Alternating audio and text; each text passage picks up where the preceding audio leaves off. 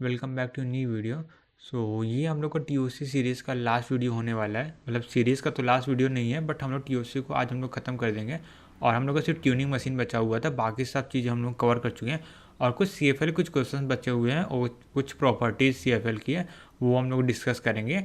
बाकी आज हम लोग पूरा ख़त्म कर देंगे पूरा टीओसी चैप्टर को। लास्ट वीडियो में हम लोगों ने सीएफएल के ऊपर कुछ क्वेश्चंस किए थे, तो एक बार फटाफट उन क्वेश्चन को रिवाइज कर लेते हैं और फिर हम लोग आगे के लिए पढ़ते हैं। ओके, तो हम लोग का पहला क्वेश्चन था L इक्वल टू ए की पावर एन, बी की पावर एन, सी की पावर एन था और n less than or equal to 10 था। सबसे पहले हम लोग को इस सब क्वेश्चन क्या चेक करना रहता है कि रेगुलर है कि नहीं। अगर क्वेश्चन में दिया है या हम लोग को पता चल रहा है कि ये लैंग्वेज जो है रेगुलर है, सीएफएल होगा। जैसे कि यहाँ पे क्या है, ये जो हम लोग को दिया गया है ये less than or equal to 10 है। ओके, यानी कि finite number of set generate कर रहा है, finite number of string generate कर रहा है। तो जो एल स्ट्रिंग का सेट है वो एल स्ट्रिंग का जो सेट है वो क्या कर रेगुलर है, तो रेगुलर है तो यही सीएफएल होगा। ओके, यहाँ पे ए की पावर एन है, बी की पावर एन है, सी की power N not equal to M है। यहाँ पे क्लियरली कंडीशन दिया हुआ है। जब कंडीशन दिया रहता है और यहाँ पे एन एन है तो बिल्कुल भी रेगुलर नहीं है। बट हम लोग को सीएफएल के लिए चेक करना होगा। चेक कैसे कर सकते हैं, यहाँ पे हम लोग चेक कर सकते हैं। मतलब सीएफएल कैसे बनाने का लॉजिक हो, ए आएगा तो हम लोग क्या करेंगे, स्टैक में इनपुट करेंगे, पुश करेंगे और बी आएगा पॉप करेंगे, तो ए इक्वल टू बी तो हो जाएगा। बट सी का हम लोग चेक नहीं कर पाएंगे। सी के टाइम पे क्या होगा, हम लोग पर नंबर ऑफ ए कितने हैं, नंबर ऑफ बी कितने हैं, ये चेक करने का कोई तरीका ही नहीं है। एन इक्वल टू एम वाला केस कभी आएगा ही नहीं आएगा, मतलब चेक ही नहीं कर पाएंगे कभी। तो ये हम लोग बनाना पॉसिबल नहीं है, इसलिए मैंने लिखा नॉट सीएफएल, यानी सीएफएल को बनाना पॉसिबल नहीं है, सीएफएल नहीं है, कॉन्टेक्स्ट फ्री लैंग्वेज नहीं है ये। अब आते हैं क्वेश्चन नंबर 3 पे। 3 पे क्या कह रहा है, ए की पावर एन है, बी की पावर एम है, सी की पावर एन है, एन क्या है ग्रेटर देन एम है, N plus M less than equal to 100 है। यहाँ पे देखें तो क्या रेगुलर है। यहाँ पे देखने तो लग रहा है कि रेगुलर नहीं है, यहाँ पे एन है, यहाँ पे एन है, रेगुलर नहीं। बट यहाँ पे देखें n plus n less than equal to 100। हम लोग का एन एन एम जो है नेचुरल नंबर है, यानी कि integer natural number zero add कर दे तो जीरो भी हो सकता है क्योंकि यहाँ लेस देन इक्वल टू 100 है। हम लोग का ये जो है ना इंटीजर होल नंबर की बात हो रही है। ये कुछ limited number of limited set of number ही होंगे जिनका दो नंबरों का सम 100 हो सकती है, उससे कम हो सकता है। ओके, क्या है, ये finite number of set generate कर रहा था। फाइनाइट सेट है तो रेगुलर लैंग्वेज है, रेगुलर लैंग्वेज हो गया तो सीएफएल हो गया। ओके, हम लोगों ने जैसे देखा कि रेगुलर लैंग्वेज के कॉन्सेप्ट यहाँ पे यूज़ हो रहे हैं। इसमें टीओसी में एक दूसरे लिंक रहता है, तो पहले चीज़ आपको आनी चाहिए। तो अब आगे बढ़ते हैं। अब आता है क्वेश्चन नंबर 4। क्वेश्चन नंबर 4 क्या कह रहा है, ए की पावर एन है, बी की पावर एम है, n minus m equal to 4 है। अब यहाँ की बात करें तो ये क्या फाइनाइट नंबर ऑफ लैंग्वेज नहीं जनरेट कर, इनफाइनाइट जनरेट कर, क्योंकि ऐसे बहुत सारे नंबर होंगे जिनका डिफरेंस जो होगा 4 होगा। ये तो रेगुलर नहीं। अब रेगुलर नहीं है तो हम लोग को सीएफएल चेक करना है। हम लोग जानते हैं कि ए की पावर एन और बी की पावर एन का बनाया जा सकता है, तो हम इसको ऐसे भी तो लिख सकते हैं n equal to m plus 4। वैसी बात है कि हम लोग क्या करेंगे, यहाँ पे क्या हो, ए की power n equal to m plus 4 है, तो ए क्या लिख दी, एन प्लस 4 लिख दी और बी की पावर एन हो गया। ठीक है, अब इसका सीएफएल बनाया जा सकता है क्योंकि हम लोग ऑलरेडी जानते हैं क्या होगा। इसमें हम लोग पुश कर देंगे, बी आने के बाद ए को हम लोग क्या करेंगे, आएगा तो पुश कर देंगे और बी आएगा तो हम लोग पॉप करेंगे और ना लाने के बाद चेक कर लेंगे। 4 अगर ए बचे हुए हैं स्टैक में तो हम लोग क्या करेंगे, उसे वो सीधा फाइनल स्टेट में इनपुट करा देंगे। ओके, इसका सीएफएल बनाना पॉसिबल है लॉजिकली, तो हम लोग इसको क्या बोल देंगे, सीएफएल है ये। और इसका पीडीए बनाना पॉसिबल है, तो ये सीएफएल है। अब आते हैं ए की पावर एन, बी की पावर एम में n divide by m equal to 4 है, ये दिया गया। ठीक है, अब ए की पावर एन है, बी की पावर एम में n comma m divide by 4, यानी दो नंबर का जो डिविजिबल का एक नंबर से दूसरे नंबर को डिवाइड कर रहे हैं तो 4 आ रहा है। ये क्लियरली फाइनाइट नंबर सेट नहीं है, फाइनाइट नंबर सेट नहीं और प्लस कंडीशन दिया होते हैं, रेगुलर लैंग्वेज तो है नहीं। अब रेगुलर लैंग्वेज नहीं है तो यहाँ पे क्या है, अब चेक करते हैं सीएफएल के लिए। अब सीएफएल के लिए एन और एम में n divide m equal to 4, तो एन इक्वल टू क्या लिख सकते हैं, 4m कर सकते हैं, n equal to 4m। Okay, तो मैंने यहाँ थोड़ा सा गलत लिख दिया है, वेट।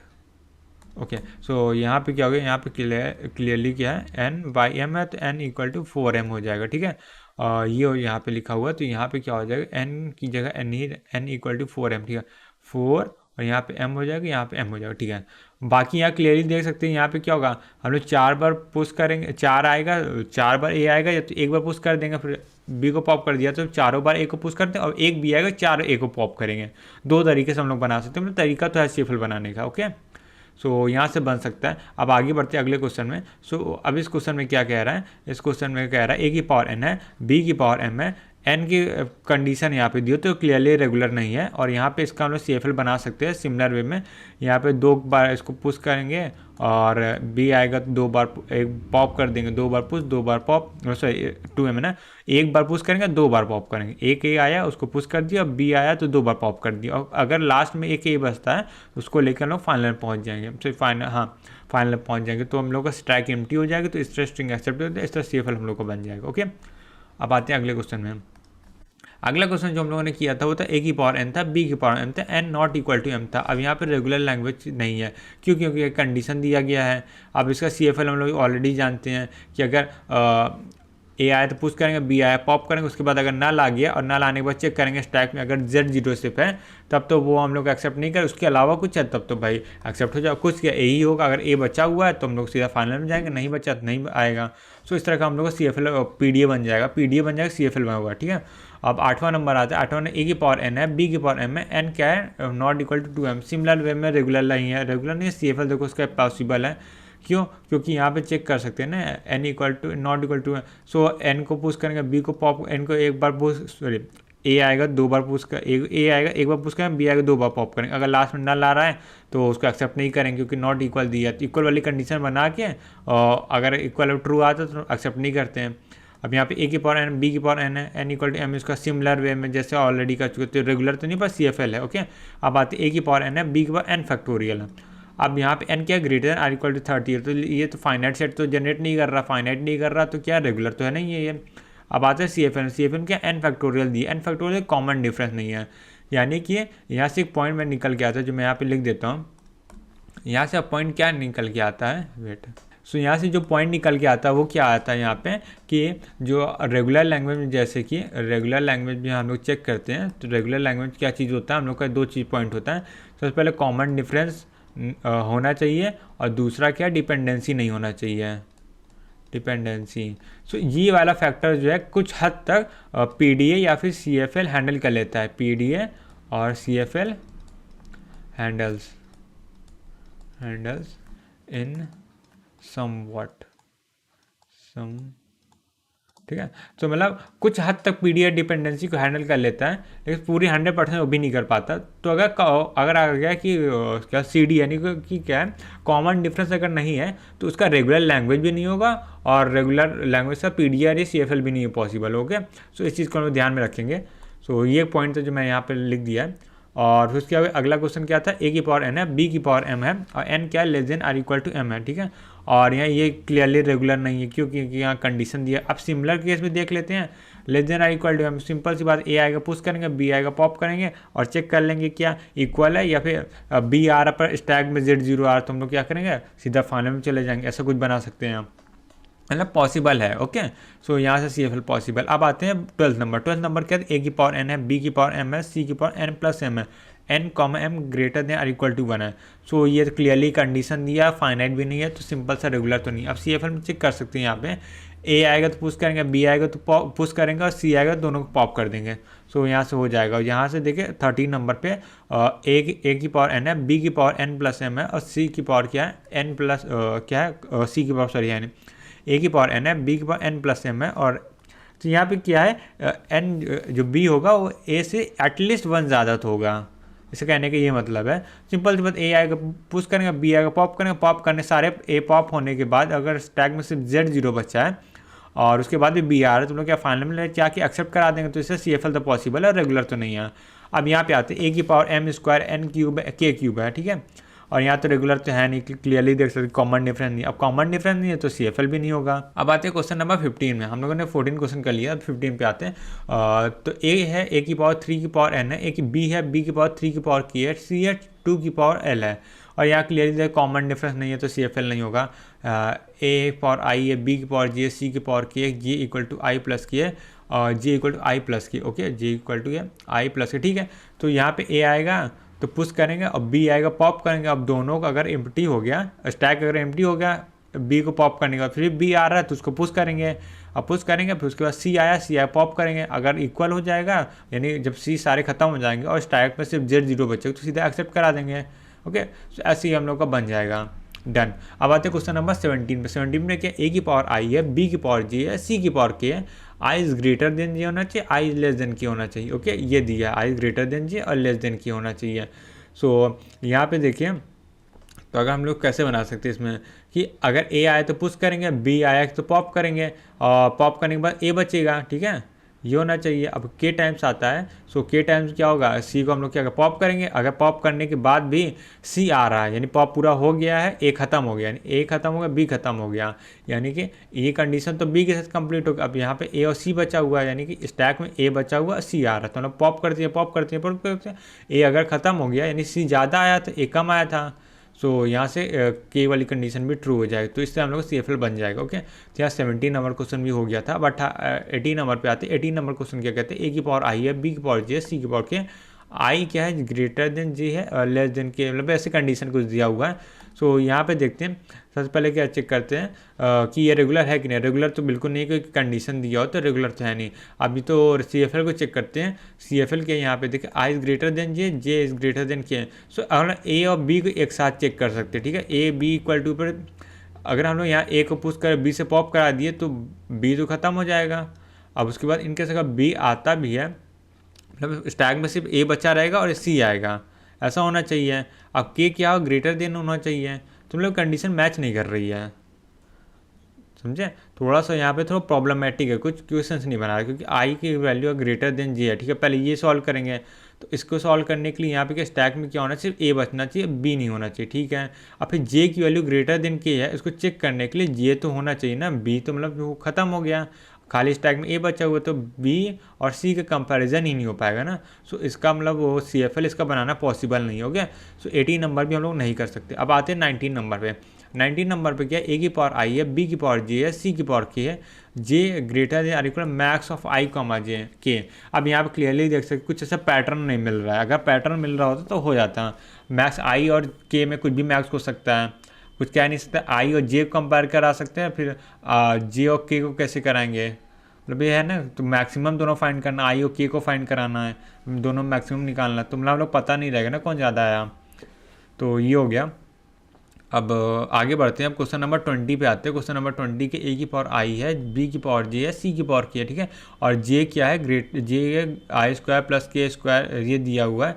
सो यहाँ पे क्लियरली देख सकते हैं जे है वो के स्क्वायर प्लस आई स्क्वायर को क्या बोला था मैं, तो जे है वो क्या आई स्क्वायर प्लस के स्क्वायर का के स्क्वायर होना चाहिए, यानी कि जे की वैल्यू दोनों का स्क्वायर के इक्वल होना चाहिए। तो क्लियरली देख सकते हैं ये आई जे के लिए हमको आई पे भी डिपेंड रहना है, के पे भी डिपेंड रहना, डिपेंडेंसी है, तो ये रेगुलर तो है नहीं। अब यहाँ पे आते हैं सी एफ एल के लिए। सी एफ एल के लिए देखिए, अगर ए आता है तो हम लोग पुश करेंगे, और कितनी टाइम करेंगे, तो यहाँ कोई कॉमन डिफरेंस तो को मिल नहीं रहा, क्योंकि आई स्क्वायर की बात हो रही है और के स्क्वायर की बात कर रही है। तो अगर आई की वैल्यू 1 रखते, के की वैल्यू कुछ और, तो कॉमन डिफरेंस यहाँ मिलेगा नहीं, स्ट्रिंग जनरेट करके देखेंगे तो। सो क्वेश्चन नंबर 20 का हम लोग सी एफ एल नहीं बना सकते हैं। अब आते हैं यहाँ से, ये सेम क्वेश्चन हम लोग गेट 2026 में आया था, जो मैंने कल ही दिया है। सो ये क्वेश्चन हम लोग गेट 20 सेम क्वेश्चन आया था। ये मतलब एक क्वेश्चन था जिसमें ये 21 और 22 सेम ऑप्शन दिए हुए थे, और हम लोग से पूछा गया था कि ये सी एफ एल है कि नहीं है। तो मतलब पढ़ने को जो हम लोग पढ़ रहे हैं उससे रिलेटेड क्वेश्चन आ रहे हैं, डायरेक्टली क्वेश्चन आ रहे हैं। और जैसे एक क्वेश्चन पूछा था, to which of the following is true. So M S Q था, एम एस क्यू में 2 ऑप्शन मतलब सही थे, एक ये अलग सही था और ये अलग गलत था, एक और इसके अलावा दिया हुआ था वो भी सही था। सो ये वाला क्वेश्चन हम लोग को ऑलरेडी आया हुआ, तो ये एक इंपॉर्टेंट पॉइंट था। अब देख लेते हैं इसका सॉल्यूशन क्या होगा। कैसे ये यहाँ पे सी एफ एल होगा, ये सी एफ एल नहीं होगा, क्योंकि यहाँ पे देखा जाए आई जो है एल के इक्वल है, जे जो है के इक्वल है, ठीक है। सो आई ए आएगा तो पुश करेंगे, बी आया तो पुश करेंगे, सी आया तो पॉप करेंगे, यानी सी और बी इक्वल हो जाएगा तो कि ए सिर्फ बचेगा, अब उसका डी आया तो उसको पॉप करें तो ऐसे बन जाएगा। अब यहाँ पे क्या है, आई जो है वो के इक्वल कर दिए और जे जो है वो एल के इक्वल दिए। सो आई आया, ए आया तो पुश करेंगे, बी आया तो पॉप पुश करेंगे, तभी हो पाएगा, क्योंकि आई और जे में तो कोई कंपैरिजन ही नहीं है, वो तो कुछ भी हो सकता है। तो आई आया पुश हो गया, उससे ए आया पुश हो गया, बी आया पुश हो गया। अब सी आया तो हम लोग का पॉप तो करना ही पड़ेगा, कुछ ना कुछ ऑपरेशन तो करना ही पड़ेगा, और इसको पुश नहीं कर सकते हैं क्योंकि इसका कंपैरिजन करना आई के साथ। अब आई के साथ कैसे होगा, इस टैग में ऊपर तो बी बैठा हुआ है, तो बी के साथ ही कंपैरिजन होगा, सो तो पॉसिबल ही नहीं है, नॉट पॉसिबल, तो नॉट सी एफ एल। अब आते हैं क्वेश्चन नंबर 28 पे। 28 क्या कहते हैं, ए है ए की पावर 2 की पावर एन है, तो यहाँ कॉमन डिफरेंस नहीं है, तो नॉट CFL। कॉमन डिफरेंस नहीं है, यहाँ पे क्या सिर्फ वन ही एलिमेंट है, एन की कुछ भी वैल्यू रखो, यहाँ वन के वन ही आने वाला है, सो इस तरह CFL है। और प्राइम नंबर है तो प्राइम नंबर में कोई कॉमन डिफरेंस नहीं आता, ए की पावर की और ना कॉमन डिफरेंस है, तो इसको बनाना तो ईजी है। सो ये हो जाए। अब डब्लू वाले जितने भी टर्म आते हैं जनरली नहीं होता है, अगर रेगुलर है तभी हो पाएगा। जैसे यहाँ पे डब्लू है, डब्लू belongs to a plus b holistic, तो यहाँ पे क्लियरली रेगुलर नहीं है, तो CFL नहीं होगा। ये चीज़ हम लोग याद कर सकते हैं जनरली। यहाँ मैं पॉइंट पे लिख देता हूँ, जनरली डब्लू कॉम्बिनेशन या डब्लू भी लिख देता हूँ, ठीक है। Combination are not CFL until unless they are regular language. Okay, so ये मैंने लिख दिया है। तो ये पॉइंट अगर हम ध्यान रखें सीधा सीधा हो जाएगा। तो यहाँ डब्लू है, तो यहाँ क्लियरली देख सकते हैं रेगुलर लैंग्वेज है नहीं, क्योंकि यहाँ पे ए है उसका, अब यहाँ पे भी ए आना चाहिए, तो यहाँ पे रेगुलर लैंग्वेज को ऐसे स्टैक तो होता नहीं कि हम लोग काउंट कर सकें। सो ये तो यहाँ पे हम लोग का रेगुलर नहीं है। ओके, सो रेगुलर नहीं है तो CFL भी नहीं होगा, सिंपल सी बात है, क्योंकि हमने अभी सेम पॉइंट लिखा है। अब यहाँ पे देखिए डब्लू कॉमा एक्स दोनों मतलब ए प्लस बी का होलिस्टिक है। सो इसका जो हम रेगुलर लैंग्वेज है, और ये रेगुलर लैंग्वेज क्या आता है मैं बता देता हूँ। तो अगर इसकी बात करें तो रेगुलर लैंग्वेज आता है ए प्लस बी का होलिस्टिक ही आता है। हम लोग ध्यान देख चुके हैं, हम लोग उसको ऑलरेडी देख चुके हैं DFA में। ओके, सो अगर इसकी बात करें तो ये क्या है, रेगुलर लैंग्वेज है, तो CFL तो हो नहीं होना है। अब डब्लू की पावर R है और X है, ठीक है। डब्लू comma x belongs to AB asterisk, तो ये भी सेम ही चीज़ आता है, ठीक है। सो ये भी क्या आएगा, यही सेम ही चीज़ आता है, a plus B whole asterisk है। सो ये CFL है। फिर अब आते हैं यहाँ पे सिग्मा ऑफ ये के डब्लू यहाँ पे बात करें तो ये तो देखो वो नहीं है, रेगुलर लैंग्वेज नहीं है। रेगुलर लैंग्वेज नहीं तो हम लोग देखा था यहाँ पे हम लोग प्रॉपर्टी पढ़ा था कि सिग्मा एस्ट्रिक यानी किसी को कॉम्प्लीमेंट करते हैं नॉट CFL का, सो वो क्या आता है CFL आता है। ये हमने प्रॉपर्टी देखा था लास्ट लेक्चर में। सो उसके अगर ध्यान दे तो ये उस हिसाब से तो ये CFL होगा, तो ये CFL है। ओके, तो अब आगे बढ़ते हैं 37 नंबर पे। 37 नंबर क्या कहते हैं, डब्लू की पावर R और डब्लू दिया है, डब्लू ए प्लस बी का होल एस्ट्रिक दिया है। सो यहाँ पे अगर चेक करें तो ये डब्लू है। ओके, सो यहाँ पे आप देखते हैं क्या है, डब्लू की पावर R है, डब्लू दिया है, डब्लू ए प्लस बी का होल एस्ट्रिक दिया है। सो यहाँ पे क्लियरली देख सकते हैं कि ये रेगुलर तो नहीं है, क्योंकि यहाँ पे जो है वो यहाँ पे भी आना चाहिए, तो यहाँ पे रेगुलर तो है नहीं, तो रेगुलर नहीं है तो यहाँ पे CFL भी नहीं होगा, क्योंकि जैसे हम प्रॉपर्टी पढ़ चुके हैं हम लोग जैसे प्रॉपर्टी पढ़ चुके हैं। यहाँ पे डब्लू पावर R यहाँ पे डब्लू। तो यहाँ पे दिक्कत क्या होती है ना, ये पता नहीं आता कब पुश करना है कब पॉप करना है, तो इसलिए यहाँ पे CFL जनरली नहीं बनता इस समय। और ये वाला भी सेम ही चीज़ है, डब्लू कॉम्बिनेशन आते हैं। अब यहाँ पे x है, x का a plus B plus C का होल एस्ट्रिक का number of A equal to number of B equal. So यहाँ पे क्लियरली ए की पावर एन, बी की पावर एन, सी की पावर एन वजह से कॉम्बिनेशन बन रहा है।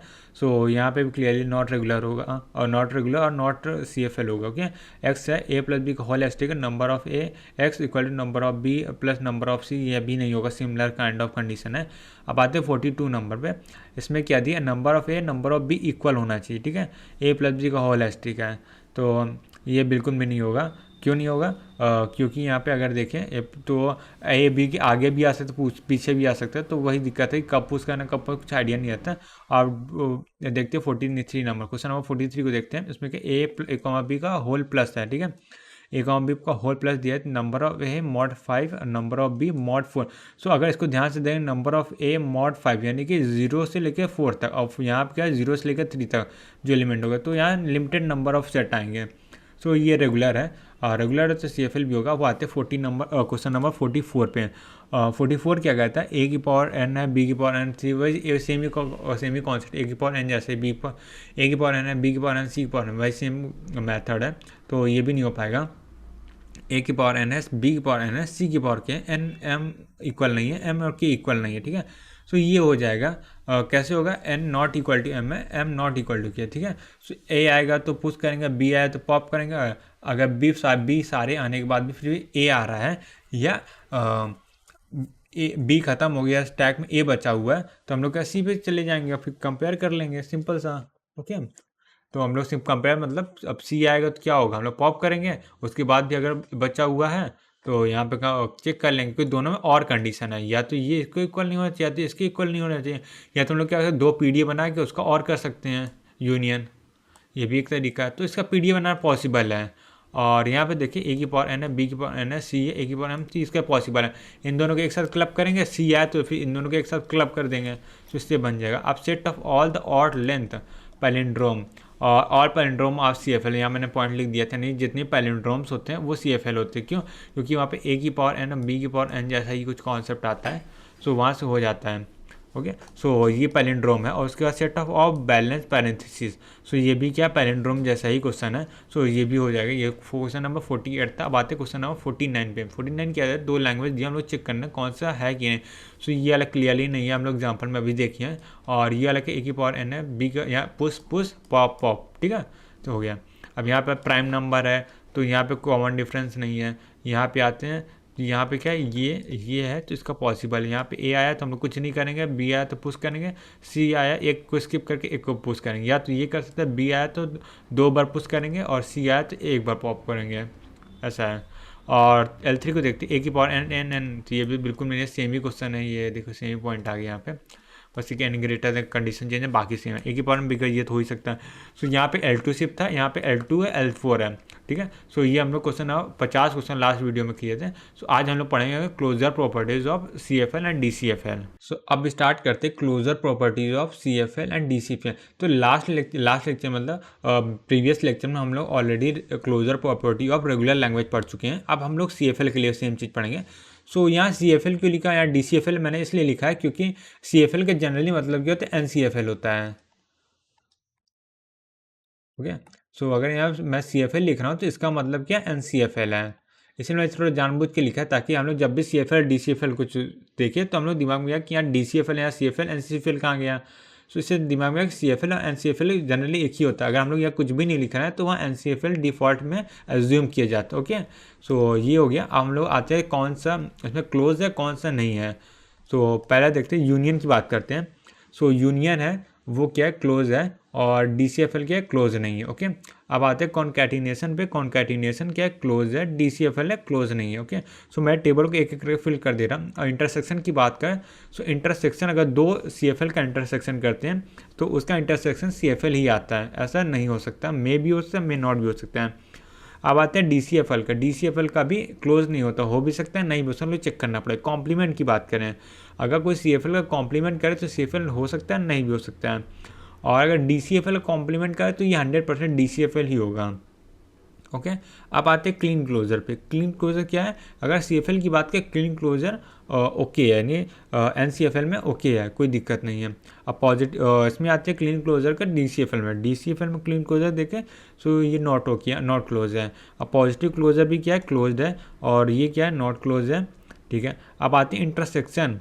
Intersection with regular language, RL में रेगुलर लैंग्वेज, अगर रेगुलर लैंग्वेज के साथ CFL का इंटरसेक्शन करते हैं सो ये क्लोज होता है और ये भी क्लोज होता है।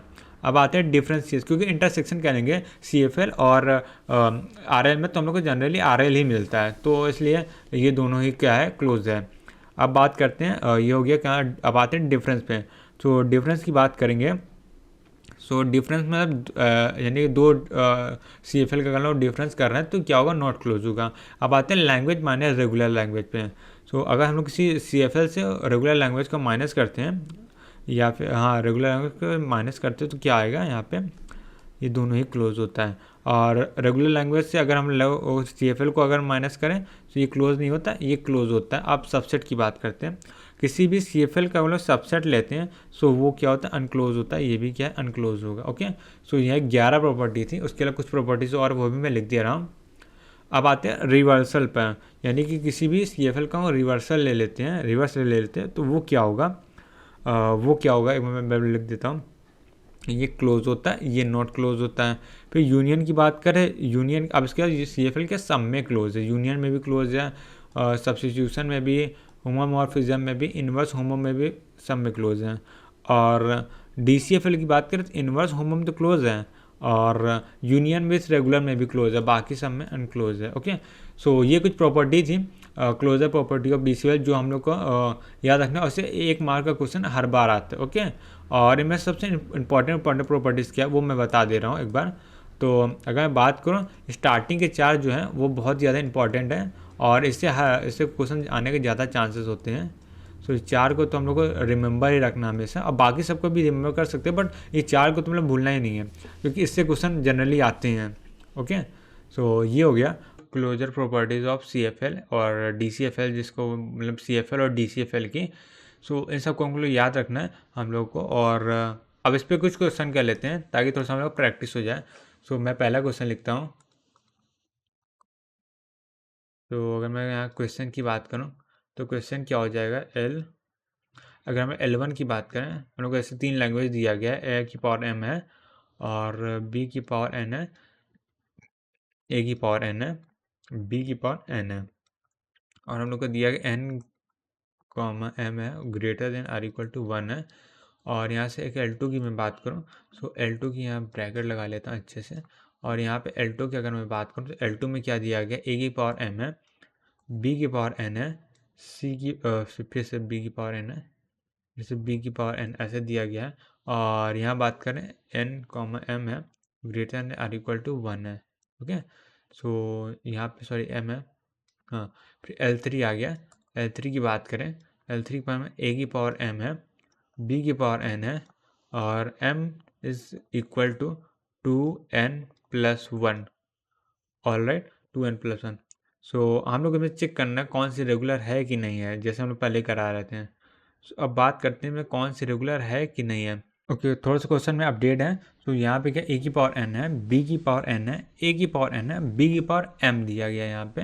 ओके, सो यहाँ पे क्या है, B की पावर M दिया गया है, A की पावर M है, B की पावर N है, और यहाँ पे क्या है, A की पावर M है, B की पावर N है, ये दिया गया। अब क्वेश्चन सही है, और यहाँ पे सेम कंडीशन दी, ठीक है। तो इसने पूछा कौन सी इन तीनों में से रेगुलर है। सो चेक करते हैं एक एक करके कौन सी रेगुलर है कि नहीं। सो पहले क्वेश्चन नंबर L1 को चेक करते हैं। सो A की पावर M है और B की पावर N है। सो अगर हम चेक करें, A आया तो हम लोग पुश करेंगे, यहाँ पे B आया तो पुश कर देंगे, A आया तो हम लोग A आया B आया तो दोनों को पुश कर दिए, और B आया तो अगर फिर A स्टार्टिंग से स्टार्ट कर, ठीक है। A आया तो हम लोग पुश किए, B आया तो पुश किया। अभी स्टैक में टॉप में B है, और हम लोग को उसको अगले A के साथ कंपेयर करना, तो यानी जब तक A आता है तो पॉप करते रहेंगे। अगर फिर स्टैक में अगर A बचा और इनपुट में अगर फिर B आ रहा है तो फिर हम लोग पॉप कराएं, तो इसलिए हम लोग को ये CFL है। और यहाँ की बात करें, L2 की बात करें, सो L2 में क्या हो सकता है, A की पावर N है, B की पावर M है, A की पावर N M है, B की पावर N है। सो हम लोग क्या, A आया तो पुश कराएंगे, B आया तो पुश कराएंगे, A आया तो वही सेम ही चीज़ जो हम लोग ऑलरेडी एग्जाम्पल में क्वेश्चन देख चुके हैं। तो ये तो रेगुलर नहीं है, इससे CFL नहीं है। अब आते हैं लैंग्वेज 3 पे, A की पावर N है, B की पावर N है, तो कंडीशन दी है, ये तो CFL हम लोग ऑलरेडी देख चुके हैं। अभी एग्जाम्पल रिविजन में आज हम लोगों ने देखा था। सो यहाँ पे क्या, L1 एंड L3 क्या लिख रहा हूँ, L1 and L3 are CFL and L2 is not CFL। Okay, so ये हो गया, क्योंकि इसी तरह का सेम क्वेश्चन गेट में आया जैसे मैंने स्टार्टिंग बताया था। सो ये था। अब आगे बढ़ते हैं, अब अगला क्वेश्चन देखते हैं। अब इस क्वेश्चन की बात करें, वेट, ओके। सो अब इस क्वेश्चन की बात करते हैं। अब इस क्वेश्चन में हम लोग क्या कहा जा रहा है, यहाँ पे हम लोग L1 दिया गया है, और ये दिया गया A की पावर N है, B की पावर N है, C की पावर M है, और M कॉमा N जो है वो greater than or equal to 0 है। और L2 की बात किया गया है, L2 की बात किया गया है क्या, A की पावर M है, B की पावर N है, और यहाँ C की पावर N आ जाएगा। ओके, ये हो गया, और N comma M greater than or equal to 0 यहाँ पे दिया गया है। और हम लोग को पूछा क्या गया है, यहाँ पे पहला ऑप्शन दिया गया है। पहला ऑप्शन क्या है, L1 यूनियन, पहला ऑप्शन क्या स्टेटमेंट दिया गया है, या क्वेश्चन ही पूछ लेते, मैं डायरेक्ट पूछ लेते, L1 यूनियन L2 के बारे में आपको बताना कि CFL है कि नहीं है। और दूसरा क्वेश्चन क्या है इसमें, इसमें क्या, L1 इंटरसेक्शन L2 के बारे में बताना है कि CFL है कि नहीं है। ओके, सो ये बताना। अब इसको 1 मिनट सोचते हैं, फिर सॉल्व करते हैं कैसे होगा। ओके, सो अब इस क्वेश्चन को सॉल्व करते हैं। अब इसको सॉल्व करने के साथ फिर चेक करते हैं L1 L2 क्या रेगुलर है कि नहीं है। अगर यहाँ पे देखें L1 की बात करें, a की पावर n है, b की पावर n है, ये तो भाई सॉल्व हो जाए। c में की पावर m है, बट कोई कंडीशन नहीं कितनी बार c आएगा, और c और n में कोई रिलेशन नहीं है, यानी m और n में कोई रिलेशन नहीं है। सो ये तो हम लोग का CFG है, CFG मतलब CFL है, सॉरी। ओके, अब a की पावर n है, b की पावर n है, c की पावर n, सेम चीज़ यहाँ पे कंडीशन, ये भी क्या है, CFL है। तो बोथ आर CFL। आप लोग देखना कि CFL का यूनियन और CFL का इंटरसेक्शन, ये क्या होता है। CFL मतलब यहाँ पे हम लोग कौन से CFL, NCFL की बात कर रहे हैं। ओके, क्योंकि हम लोग को NCFL का देखना है। तो अब NCFL की टेबल में हम लोग चेक करते हैं क्या यूनियन और इंटरसेक्शन क्लोज है कि नहीं है। ओके, सो यूनियन और इंटरसेक्शन की बात करें तो यूनियन की बात करें तो क्लोज है, इंटरसेक्शन की क्लोज नहीं है, यानी कि हम लोग क्या कर सकते हैं, यूनियन L1 यूनियन L2, ये क्या होगा, ये होगा CFL होगा। ओके, और L1 intersection L2 can't say है, कांट से हो भी सकता है, नहीं हो सकता। ओके, सो ये हो जाएगा। अब आते हैं क्वेश्चन नंबर, मतलब क्वेश्चन नंबर क्या, अब अगले क्वेश्चन में आते हैं। तो अगला क्वेश्चन क्या है वो देख लेते हैं। तो यहाँ पे आए क्वेश्चन पे आते हैं। क्वेश्चन क्या है, अगर देखें यहाँ पे तो L1 L2 अगर हम लोग दिया गया है, इफ़, पूरा अच्छे से लिख देता हूँ, इफ़ क्या है, L1 and L2 are CFL and r is regular language. ठीक है, तो हम लोग को दिया गया L1 L2 दो लैंग्वेजेज जो कि CFL है, और हम लोग से पूछा गया है कि, मतलब बोला गया कि R इज़ रेगुलर लैंग्वेज। अब क्वेश्चन क्या है, क्वेश्चन पहला पूछा गया है, पहला क्या है, L1 यूनियन L2 के बारे में, ये क्या होगा, ये पूछा गया। और दूसरा क्वेश्चन है, दूसरा क्या है, L1 कॉम्प्लीमेंट और L1 बार कॉम्प्लीमेंट,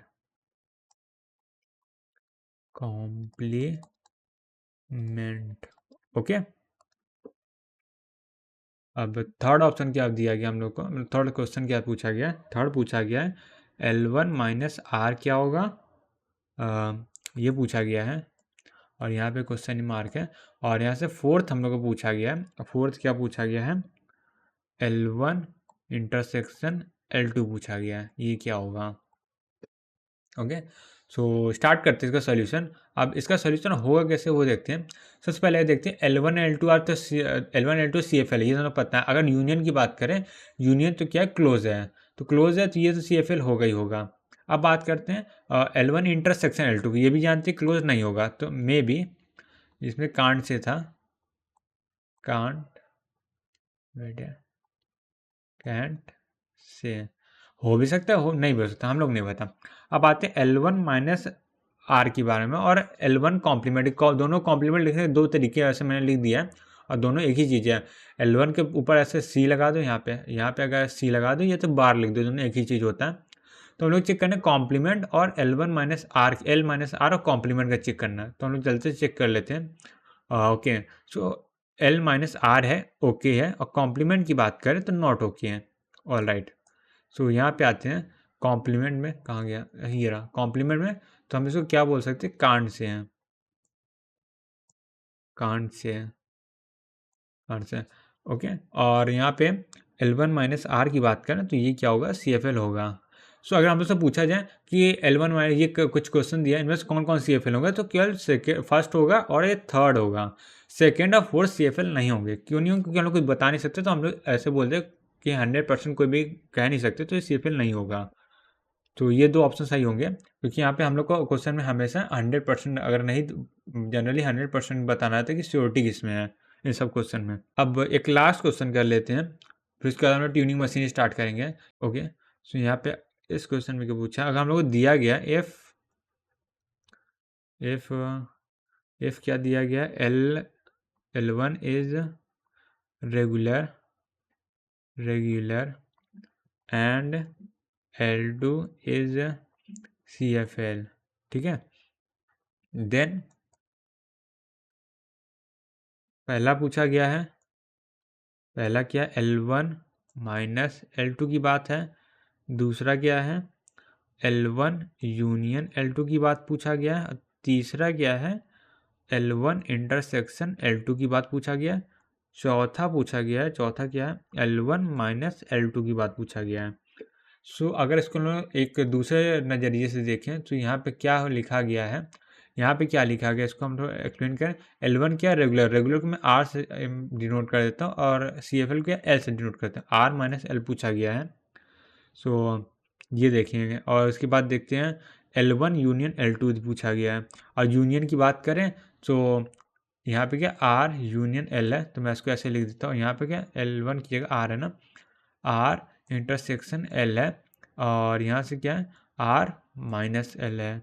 वेट, यह दोनों सेम ही है। ओके, एक सेकेंड, यहाँ पे दोनों ही, ये दो ऑप्शन सेम हो गए हैं। चलिए कोई बात नहीं, यहाँ पे मैं क्या कर देता हूँ, L1 L2 का चेंज कर देते हैं। यहाँ पे L1 हो जाएगा, ये L2 हो जाएगा। सॉरी, L1 था ही ना, यहाँ पे L2 हो गया, और यहाँ से क्या, L1 हो गया।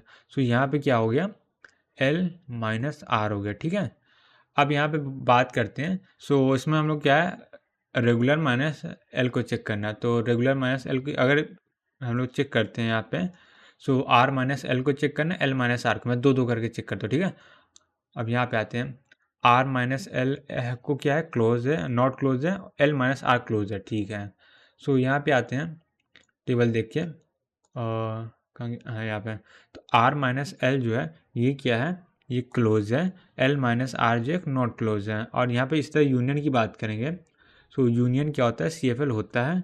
और ये बात करेंगे, इंटरसेक्शन की बात करेंगे, इंटरसेक्शन भी CFL होता है। ओके, सो फोर्थ वाले को छोड़ के बाकी सब होते हैं।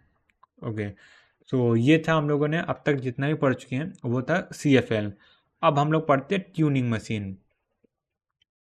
ओके, सो हम लोग अपने TOC के लास्ट टॉपिक की हेडिंग डालते हैं, tuning machine.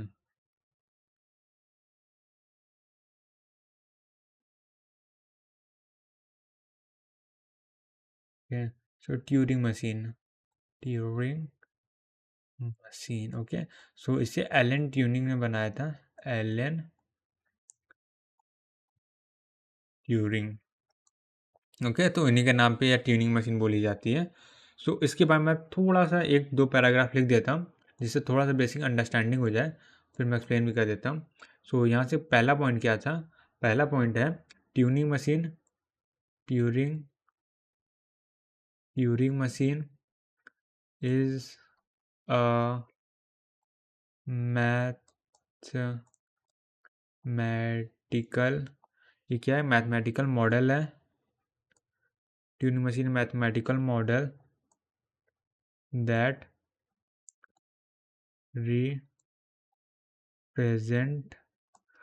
Represent general purpose computer. Okay, so अब मैं दूसरा पॉइंट भी लिख देता हूँ, फिर एक्सप्लेन करता हूँ साथ में होता क्या है। The problem not solve solve solve by Turing machine or not solvable. Okay, by computer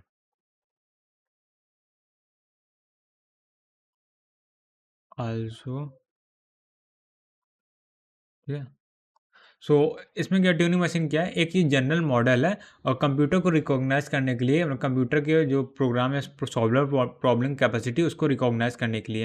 यानी अगर कोई प्रॉब्लम है वो ट्यूनिंग मशीन से सॉल्व नहीं हो पा रही, तो वो कोई भी कंप्यूटर से सॉल्व नहीं होगी। यानी कि ट्यूनिंग मशीन एक जनरल एल्गोरिथम है जिससे कोई भी प्रॉब्लम सॉल्व किया जा सकता है। या लोग डिटेक्ट कर सकते हैं कि ये प्रॉब्लम कंप्यूटर सॉल्व कर लेगा कि नहीं कर लेगा। ओके, सो ये ट्यूनिंग मशीन का होल पर्पज़ है।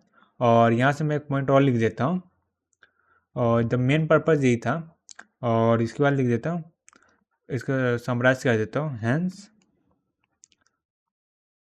Hence tuning machine are use to study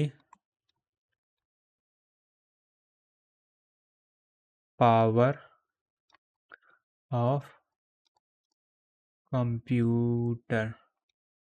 okay, तो यानी वही चीज़ है कि हम लोग कंप्यूटर की पावर कितनी है उसको स्टडी करते हैं, ये था। सो ये तो बेसिक इंट्रोडक्शन था ट्यूनिंग मशीन का। अब आते हैं इसका ग्राफ या फिर डायग्राम समझने के लिए। सो इसको स्टार्ट करने से पहले एक मैं पॉइंट रिवाइज कर देता हूँ कि हम लोगों ने पढ़ा था, क्या पढ़ा था। ये हम लोग पढ़ा था कि जो ट्यूनिंग मशीन होती है वो उसकी पावर ग्रेटर होती है LBA से। और ये जो हम लोगों ने फाइनाइट ऑटोमेटा स्टार्ट किया था तो उसके कुछ लेक्चर में उन्होंने पढ़ा था। और ये क्या किस चीज़ का ये क्या पैटर्न या फिर बोलते कंपैरिजन है, वो एक बार रिकॉल कीजिए क्या है। वेटेज तो मैं नीचे लिख देता हूँ।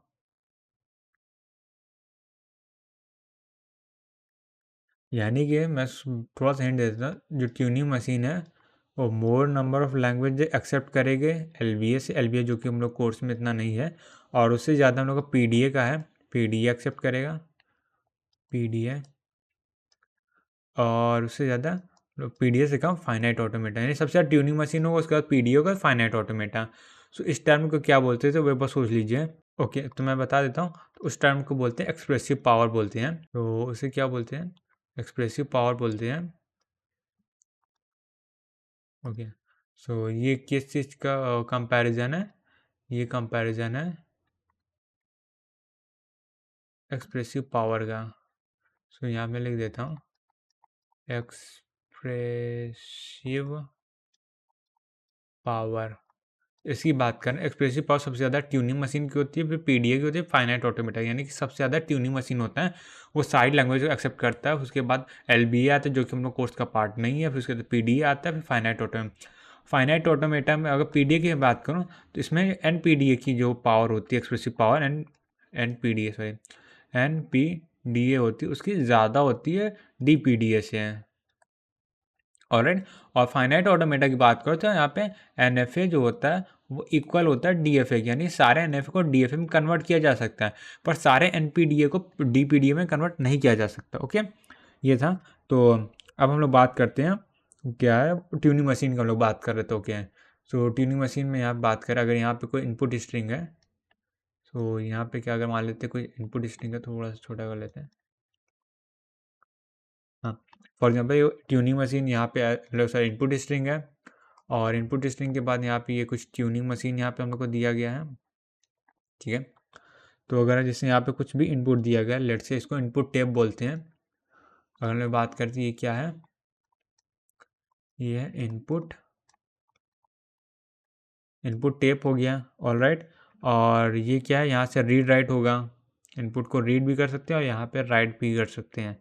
अब कैसे करते कब करते वो हम लोग आप भी देखेंगे।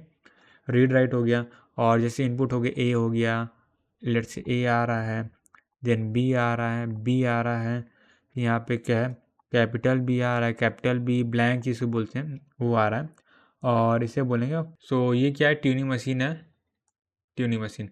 सो सिम देखने में तो सिमिलरली लग रहा है उन लोगों को फाइनाइट ऑटोमेटा जैसा है, बट यहाँ पे क्या है कुछ प्रॉपर्टीज अलग है। ये क्या इनफाइनाइट टेप होती हैं, तो इसी कुछ क्वालिटीज़ में लिख देता हूँ। सबसे पहला क्या होता है, इनफाइनाइट टेप होती है इसमें, infinite size tape, infinite tape होती हैं।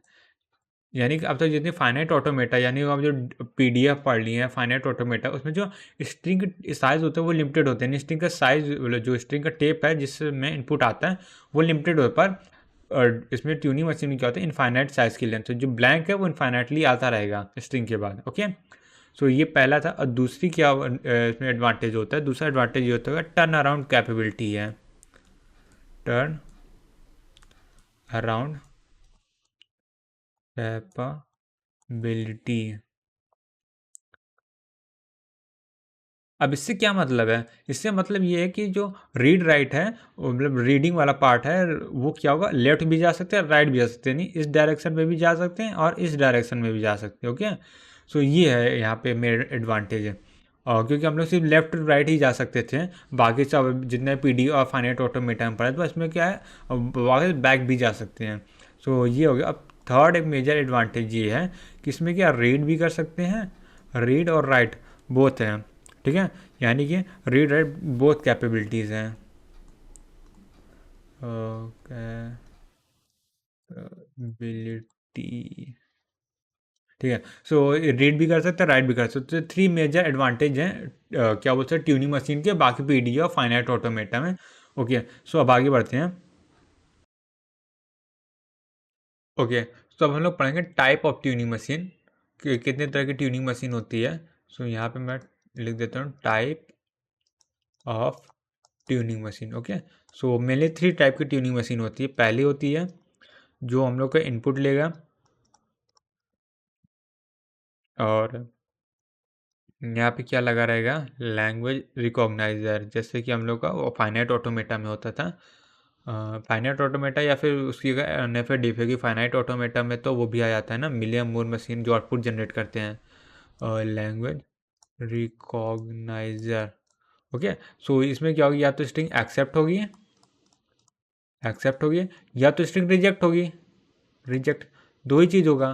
तो ये एक टाइप के, दूसरे टाइप की ट्यूनिंग मशीन क्या हो सकती है, जिसमें हम लोग को कुछ आउटपुट आए, इनपुट होगा, यहाँ से कुछ होगा, आउटपुट जनरेट करेगा, यहाँ पे इसको आउटपुट जनरेटर बोल सकते हैं, आउटपुट जनरेटर हो सकता है, ठीक है। यानी क्या, कुछ आउटपुट जनरेट करेगा इनपुट लेने के बाद, ठीक है। और थर्ड टाइप की क्या हो सकती है, जो कुछ लैंग्वेज जनरेट करता है, इनपुट होगा कुछ, ठीक है, और यहाँ से क्या होगा, लैंग्वेज जनरेटर है, वेट ठीक सुना, ठीक है। तो यहाँ पे क्या है, लैंग्वेज जनरेटर। ओके, सो यहाँ पे क्या लैंग्वेज जनरेटर है, जो कि कुछ हम लोग को लैंग्वेज जनरेट करा के देगा। सो ये तीन तरह की होती है ट्यूनिंग मशीन। और इसमें सबसे मेन पॉइंट कौन सा होता है, वो मैं यहाँ पे स्टार बना देता हूँ उसका। तो सबसे मेन एक इंटर एग्जाम के पॉइंट ऑफ व्यू से देखें तो गेट के पॉइंट ऑफ व्यू सबसे ज़्यादा क्वेश्चन इसी से आते हैं, इन दोनों से काम आते हैं। और इस बार भी ट्यूनिंग मशीन से एक क्वेश्चन आया था, जो कि ट्यूनिंग मशीन जो पहले टाइप की है उसी से आया था, और मैं नहीं कर पाया था क्योंकि ट्यूनिंग मशीन मैंने पढ़ा नहीं था उस टाइम तक। पर ठीक है, अब अगली बार आएगा तो कर लूँगा। और इसको भी रिप्रेजेंट करने के दो तरीके होते हैं। पहला होता है डायग्राम के थ्रू, जैसे हम लोग डायग्राम बनाते हैं जैसे, और दूसरा क्या टेबल के थ्रू, जैसे कि फाइनाइट ऑटोमेटा और पीडीए वगैरह में भी है। तो सेम ही मेथड यहाँ पे भी होता है, दो मेथड से यहाँ पे रिप्रेजेंट करते हैं। अब तो हम लोगों ने क्या पढ़ लिया, हम लोगों ने स्टार्टिंग में देख लिया ट्यूनिंग मशीन के बेसिक होता क्या है, एक कॉन्सेप्ट समझ लिया ट्यूनिंग मशीन का मतलब क्या होता है। उसके बाद ट्यूनिंग मशीन का थोड़ा डायग्राम हो गया, और उसकी एक्सप्रेसिव पावर को थोड़ा समझ लिया, कुछ टर्म्स को जान लिया, इनफाइनाइट टेप क्या होती है, इनफाइनाइट टेप होती है, कुछ एडवांटेजेस जो है तीन तरह की है, read writing capability, turn around capability भी होती है, यानी कि बैक भी रह सकता है। सो वो कुछ कैपेबिलिटीज ये पढ़ लिया, और उसके बाद हम टाइप भी देख लिया, और कैसे रिप्रेजेंट करते हैं उसका भी एक आइडिया ले लिया। तो अब आते हैं फॉर्मल डेफिनेशन। अब यहाँ से मेनली स्टार्ट करते हैं जो क्वेश्चन पे आएगा। सो अगर ट्यूनिंग मशीन की मैं यहाँ बात करूँ, सो ट्यूनिंग मशीन का अगर फॉर्मल डेफिनेशन की बात करूँ, कितने टपल से मिलकर बना होता है, ये बनते हैं टोटल 7 टपल से हैं। So Q sigma Q naught F, F के बाद क्या है कैपिटल बी जिसको ब्लैंक बोलते हैं हम लोग, और यहाँ से टाउ बोलते हैं इसे, और यहाँ पे क्या है डेल्टा बोल दिए हैं। ऑल राइट, सो ये होता है। ओके, सो टोटल जैसे क्यू क्या होता है, सिग्मा क्या होता है, क्यू नॉट क्या होता है, एफ क्या होती है, सभी हम लोग जानते हैं। सो इसके बारे में मैं नहीं लिख रहा हूँ, सीधा बी एफ और डेल्टा, ये तीन मेन चीज़ होती है, क्योंकि डेल्टा हर ऑटोमेटा के लिए चेंज होता है। और ये क्या और टेप सिंबल हो, जैसे कि हम लोग जानते ही हैं। ओके, और उसके बाद बी क्या होता है वो अभी हम लोग लिख देते हैं। सो मैं यहाँ पे लिख देता हूँ। सबसे पहले बी को स्टार्ट करते हैं, क्योंकि एफ के बाद बी है। बी क्या ब्लैंक सिंबल है, और ये रिप्रेजेंट करता है कि अब इसके आगे कोई भी स्ट्रिंग नहीं है, या फिर वहाँ पे स्पेस है, तो वहाँ पे तो ऐसा ब्लैंक बी सिंबल का यूज़ करते हैं, सिंबल, ठीक है। और यहाँ से टाउ की बात करें अगर, टाउ क्या टेप सिंबल है, जिसे टेप अल्फ़ाबेट भी बोलते हैं। क्या बोलते हैं, tape alphabet, wait, tape alpha bit. Okay, अब बचा डेल्टा। डेल्टा क्या होता है, जैसे हम लोग जानते हैं ट्रांजिशन फंक्शन होता है। Transition function, transition function transition को डिफाइन करता है। सो ट्रांजिशन फंक्शन में क्या होगा, अगर मैं डेल्टा को डिफिनेशन लिखूँ, डेल्टा क्या हो सकता है, डेल्टा होगा इसको हटा देता हूँ। सबसे पहले क्या होगा, हम लोग एक स्टेट होगा, उससे कुछ टेप सिंबल से कुछ इनपुट लेंगे यानी क्रॉस कर देंगे। चलो टेप सिंबल पे लिए कुछ इनपुट, और आउटपुट में क्या आएगा, आउटपुट में हम लोग का 3 टपल्स आएंगे।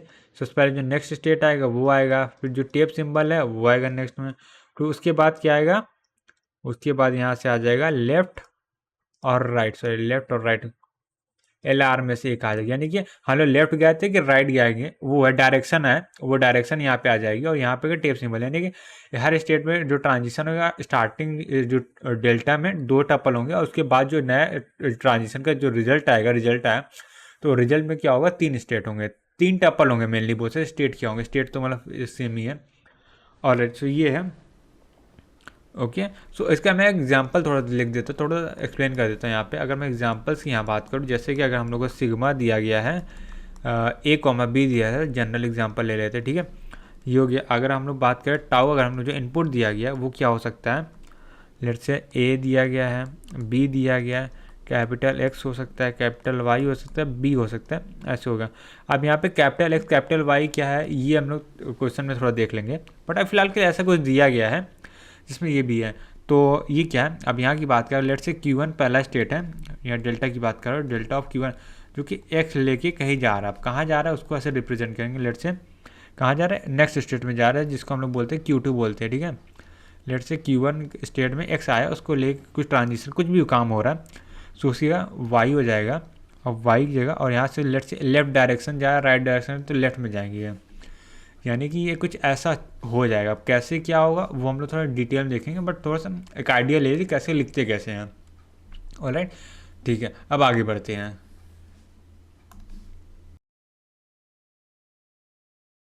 ऑलराइट, सो अब यहाँ पे लिखते हैं, जो हम लोग पहला टाइप का ट्यूनिंग मशीन पढ़े थे, एज ए लैंग्वेज रिकॉग्नाइजर, ठीक है। तो यहाँ पे वही हेडिंग डाल लेते हैं, उसके बारे में थोड़ा डिटेल में अभी हम लोग पढ़ेंगे।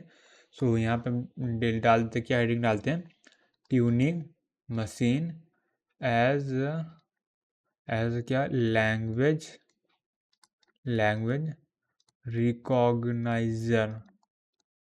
ऑलराइट, तो tuning machine as a language recogniser ये हो गया।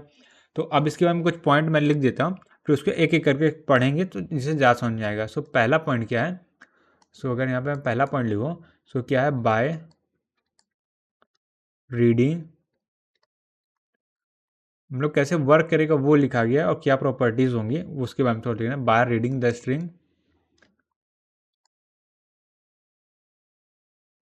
ट्यूनिंग मशीन, क्या था, ट्यूनिंग मशीन में, हाँ, क्या था, बाय रीडिंग द स्ट्रिंग, क्या था, by reading the string tuning machine में, और में नॉट हॉल्ट ओके, मतलब मे नॉट हॉल्ट मतलब गो टू इनफाइनाइट, यानी कि हम लोग की ट्यूनिंग मशीन जो है वो इनफाइनाइट लूप में भी जा सकती है, इसका मतलब ये है। सो ये हो गया अगर लैंग्वेज रीडिंग वाले पार्ट की बात कर रहे हैं, यानी कि हम लोग लेट किए, जैसे कुछ हम जैसे मैंने बताया था कि ट्यूनिंग मशीन में क्या होता है, हम लेफ्ट भी जा सकते हैं, राइट भी जा सकते हैं।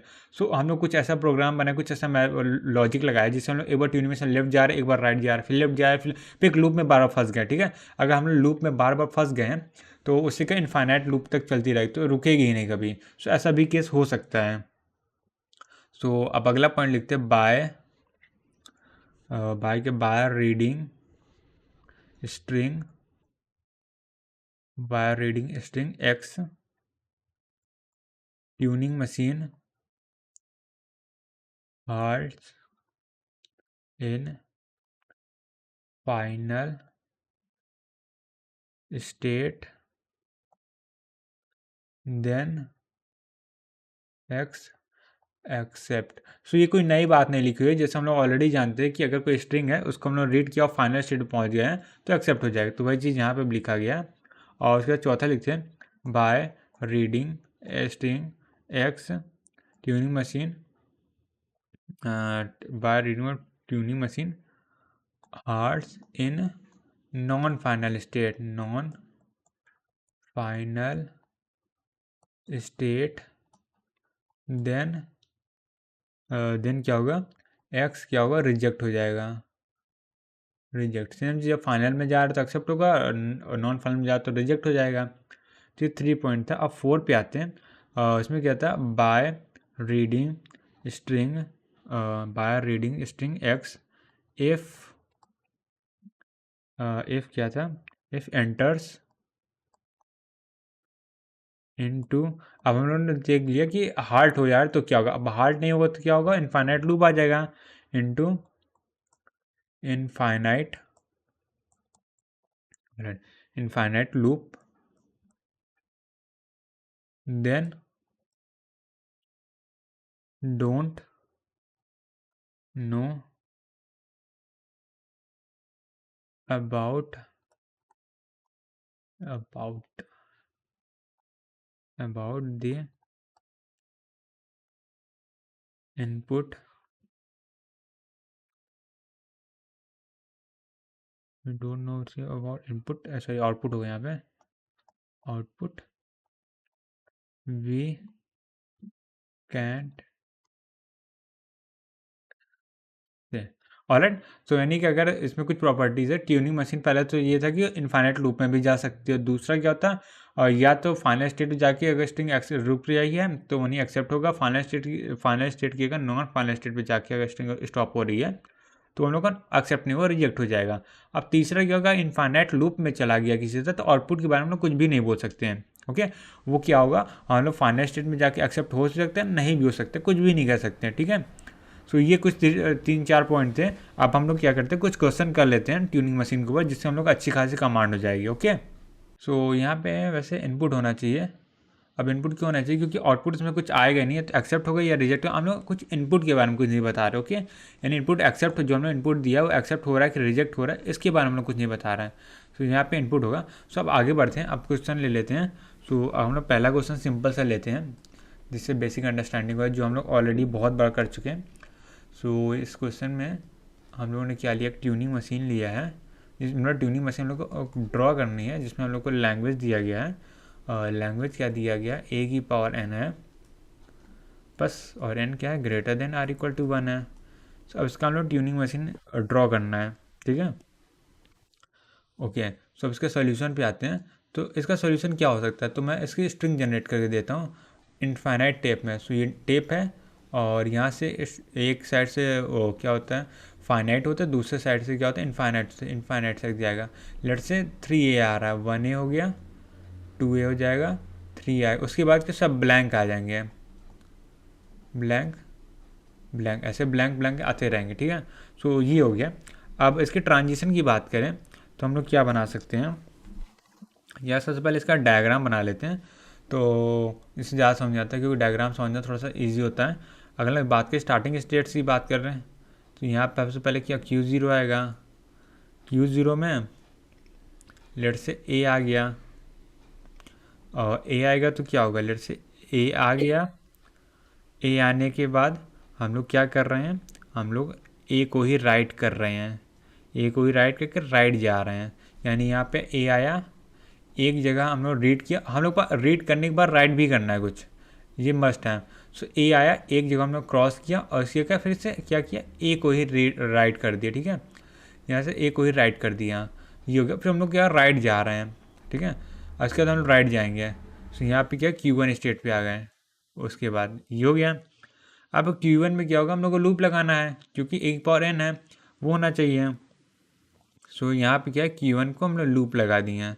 अब लूप में मतलब क्या है, Q1 में अगर A आ रहा तो क्या होगा, अब यहाँ पे आने के बाद हम लोग यहाँ पे आ गए, Q1 है, ठीक है। सो Q1 को मैं काम करते हैं, अब कलर चेंज कर देता हूँ। सो Q1 में क्या है, अगर A आया है तो हम लोग क्या A को ही राइट कर देते हैं, और हम लोग फिर से राइट जाएंगे। तो A आया तो हम लोग क्या कि A को रिमूव किया, एक जगह A को ही राइट कर दिया, ठीक है। और हम लोग राइट जा रहे हैं, यानी इसको हटा के हम लोग यहाँ पे जाएंगे। ये हो गया। फिर से लूप आया, फिर से हम लोगों ने क्या किया, इसको हटाया और सॉरी इसको यहाँ पे थे, और फिर से ए आया। ए आने के बाद हम लोग क्या किया, ए को यहाँ से रिमूव किया, उसी का फिर से ए राइट किया, फिर हम लोग राइट को चले गए, फिर उसके बाद फिर से राइट गए। अब क्या ब्लैंक आ रहा है, जैसे ही ब्लैंक आया तो क्या होगा, एक्सेप्ट होगा। सो जैसे ही ब्लैंक आया, सो यहाँ पे ब्लैंक आया, और ब्लैंक आया तो कुछ नहीं, ब्लैंक को ही राइट कर देंगे और हम लोग क्या राइट में जाएंगे। ब्लैंक आया, ब्लैंक रीड किया, ब्लैंक को ही मतलब हटा के यहाँ पे मैंने खुद फिर से ब्लैंक लिखा और यहाँ से राइट गए, और राइट जाते हम लोग क्या करें, स्ट्रिंग को एक्सेप्ट करा देंगे, यानी कि हम लोग फाइनल स्टेट पे ऐसे गए और यहाँ पे एक्सेप्ट करा दिया। सो ये हम लोग का ट्यूनिंग मशीन रेडी है।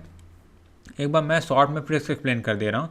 सो ए की पावर एन था, हम लोगों ने क्या किया, एग्जांपल ले लिए समझने के लिए, 3 लेंथ की स्ट्रिंग ले लिया है, और 3 लेंथ के बाद जितने भी ब्लैंक स्पेस होंगे उसके बाद बी लिख दिया, ब्लैंक स्पेस को डिनोट कर रहा है। और पहले स्टेट आएगा, पहले स्टेट में ए आया तो हम लोग क्या होगा, नेक्स्ट स्टेट में जाना पड़ेगा, क्योंकि एटलीस्ट ए 1 होना चाहिए। तो यहाँ पे ए आया तो हम लोग एक जगह ए को ही राइट किया और हम लोग राइट गए, और उसके बाद Q1 में अब जितने भी ए आएंगे उसके ए को ही राइट कर राइट जाएंगे।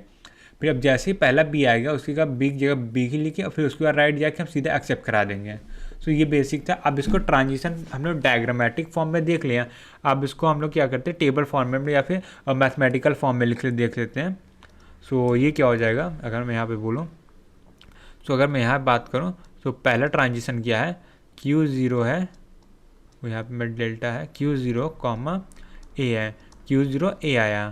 तो अब ये क्या हुआ है, कहाँ पे गया, Q0 आने के बाद Q1 पे गया है, और राइट क्या हुआ है, ए हुआ है। हम लोग डायरेक्शन कौन जा रहा है, राइट पे जा रहे हैं। डन।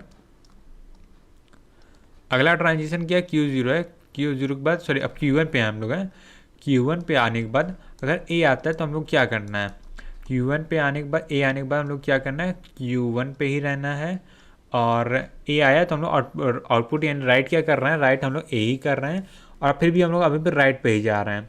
सो ये हो गया, ठीक है। अब उसके बाद देखते हैं, अगर Q1 पे हैं हम लोग, बी आ जाता है तो क्या होगा, हम लोग Q1 पे हैं और अगर बी आ जाता है तो हम लोग क्या कर रहे हैं, ये हम लोग देखते हैं। सो हम लोग क्या कर रहे हैं, Q1 से हम लोग Q फाइनल या फिर फाइनल स्टेट पे जा रहे हैं, इसको मैं F बोला था। सो फाइनल पे जा रहे हैं और हम लोग ब्लैंक को ही राइट कर रहे हैं, हम लोग राइट जा रहे हैं। ओके, सो यहाँ पे क्या होगा, स्ट्रिंग एक्सेप्ट हो जा रही है, एक्सेप्ट। सो ये था पूरा ट्यूनिंग मशीन का बेसिक क्या हम लोग पूरा ट्यूनिंग मशीन का स्ट्रक्चर हम लोग बना दिया। सो ये पहला डायग्राम बना दिया, दूसरा हम लोगों ने मैथमेटिकल फॉर्मेट या इसको टेबल फॉर्मेट भी कन्वर्ट कर सकते हैं, तो वही चीज़ है। सो ये आर जो है लास्ट वाला डायरेक्शन के लिए होता है, ये क्या होता है, राइट के लिए होता है। इधर हम लोग क्या रीड किया, कौन से स्टेट पे हम लोग हैं, उसके कौन से स्टेट जा रहे हैं, यानी इनिशियल स्टेट फाइनल स्टेट है। डन। सो ये हो गया। अब आगे बढ़ते हैं। ओके, आगे बढ़ने से पहले हम लोग काम कर सकते हैं, इसका हम लोग टेबल बना के देख ही लेते हैं एक तो। ओके, सो इसका हम लोग ट्रांजिशन टेबल बना रहे हैं। सो अगर हम बात करें ट्रांजिशन टेबल की, ठीक है। सो यहाँ पे हम लोग टेबल बनाते हैं, वेट यहाँ straight line straight line straight line, ठीक है, तो गंदा भी नहीं है। और वेट 1 2, ठीक है। सो ये है। यहाँ पे हम लोग का अगर इनपुट की बात करें, सो इनपुट हम लोग क्या क्या है, इनपुट हम लोग का ए है और बी है, और यहाँ पे हम लोग स्टेट लिखते हैं, स्टेट हो गया। अगर पहले स्टेट की बात करें तो हम लोग कितने स्टेट हैं, हम लोग का टोटल 3 स्टेट है। ओके, सो यहाँ की अगर हम बात करें तो यहाँ पे एक लाइन और बनानी पड़ेगी। सो यहाँ थोड़ा छोटा कर लेते हैं, ये हो गया। तो यहाँ पे 3 स्टेट है। अब स्टेट कौन कौन से, सबसे पहला स्टेट क्या है, Q1 है जो कि इनिशियल स्टेट है, फिर उसके बाद Q2 है, सो Q0 हम लोग नाम दिया था ना, Q0 है, Q1 है, और यहाँ से फाइनल स्टेट है जिसमें सर्कल कर देते हैं।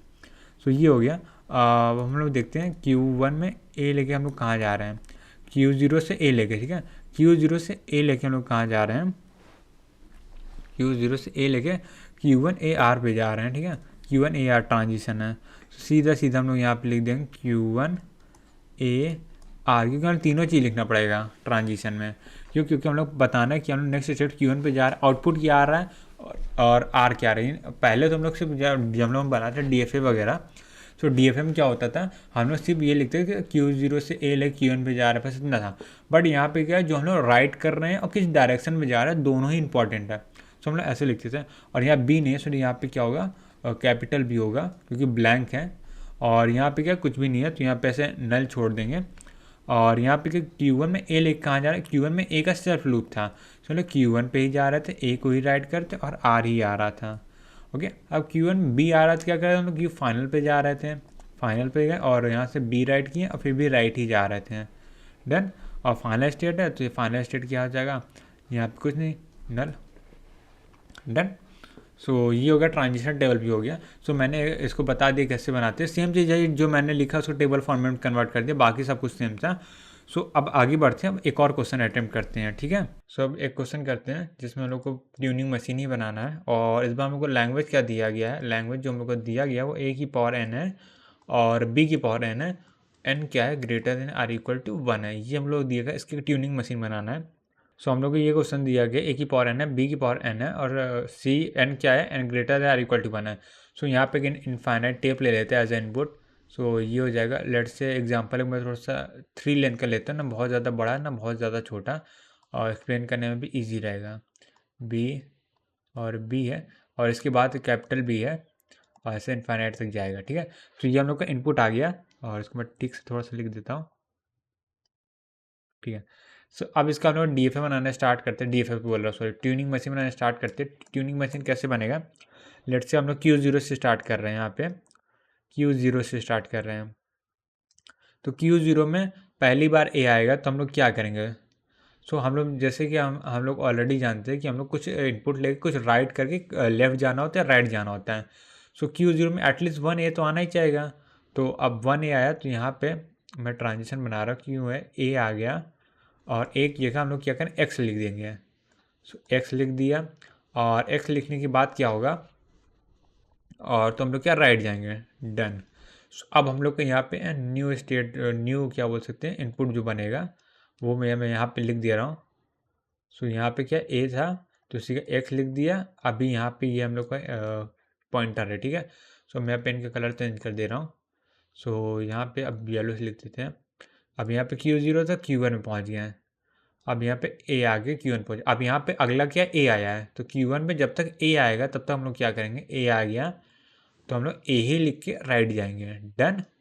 ए आया, ए लिख के राइट गए, सो यहाँ पे ए लिख दिए और राइट जाएंगे। अब फिर से क्या ए आया, Q1 में ही है, Q1 में ए आया, ए लिख के राइट जाएंगे, ए लिख के फिर यहाँ से राइट जाएंगे। अब बी आ गया, सो बी आने के बाद क्या स्टेट चेंज हो जाएगा। सो मैं इसका यहाँ से बी आ गया, ठीक है। सो बी आने के बाद यहाँ से क्या कौन सा ये लेता हूँ। सो यहाँ पे बी आ गया, ओके। सो बी आ गया, अब बी को क्या है मैं वाई लिख दूंगा और फिर हम लोग लेफ़्ट जाएंगे। बी की जगह मैंने क्या लिया, वाई लिख दिया और यहाँ से हम लोग लेफ़्ट गए। सो पॉइंटर यहाँ पे पॉइंट कर रहा है, इस ए पे, ठीक है। अभी इस ए पे पॉइंटर पॉइंट कर रहा है।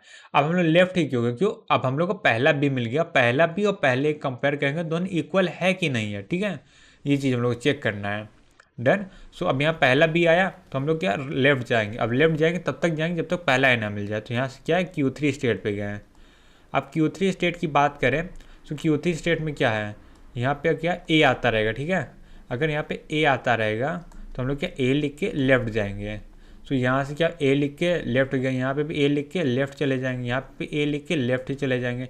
फिर लास्ट में क्या है, यहाँ पे एक्स मिलेगा, क्यों, क्योंकि यहाँ पे एक्स ऑलरेडी लिखा गया है, ठीक है। तो यहाँ से ए मिलता है, यहाँ पे एक्स मिल रहा।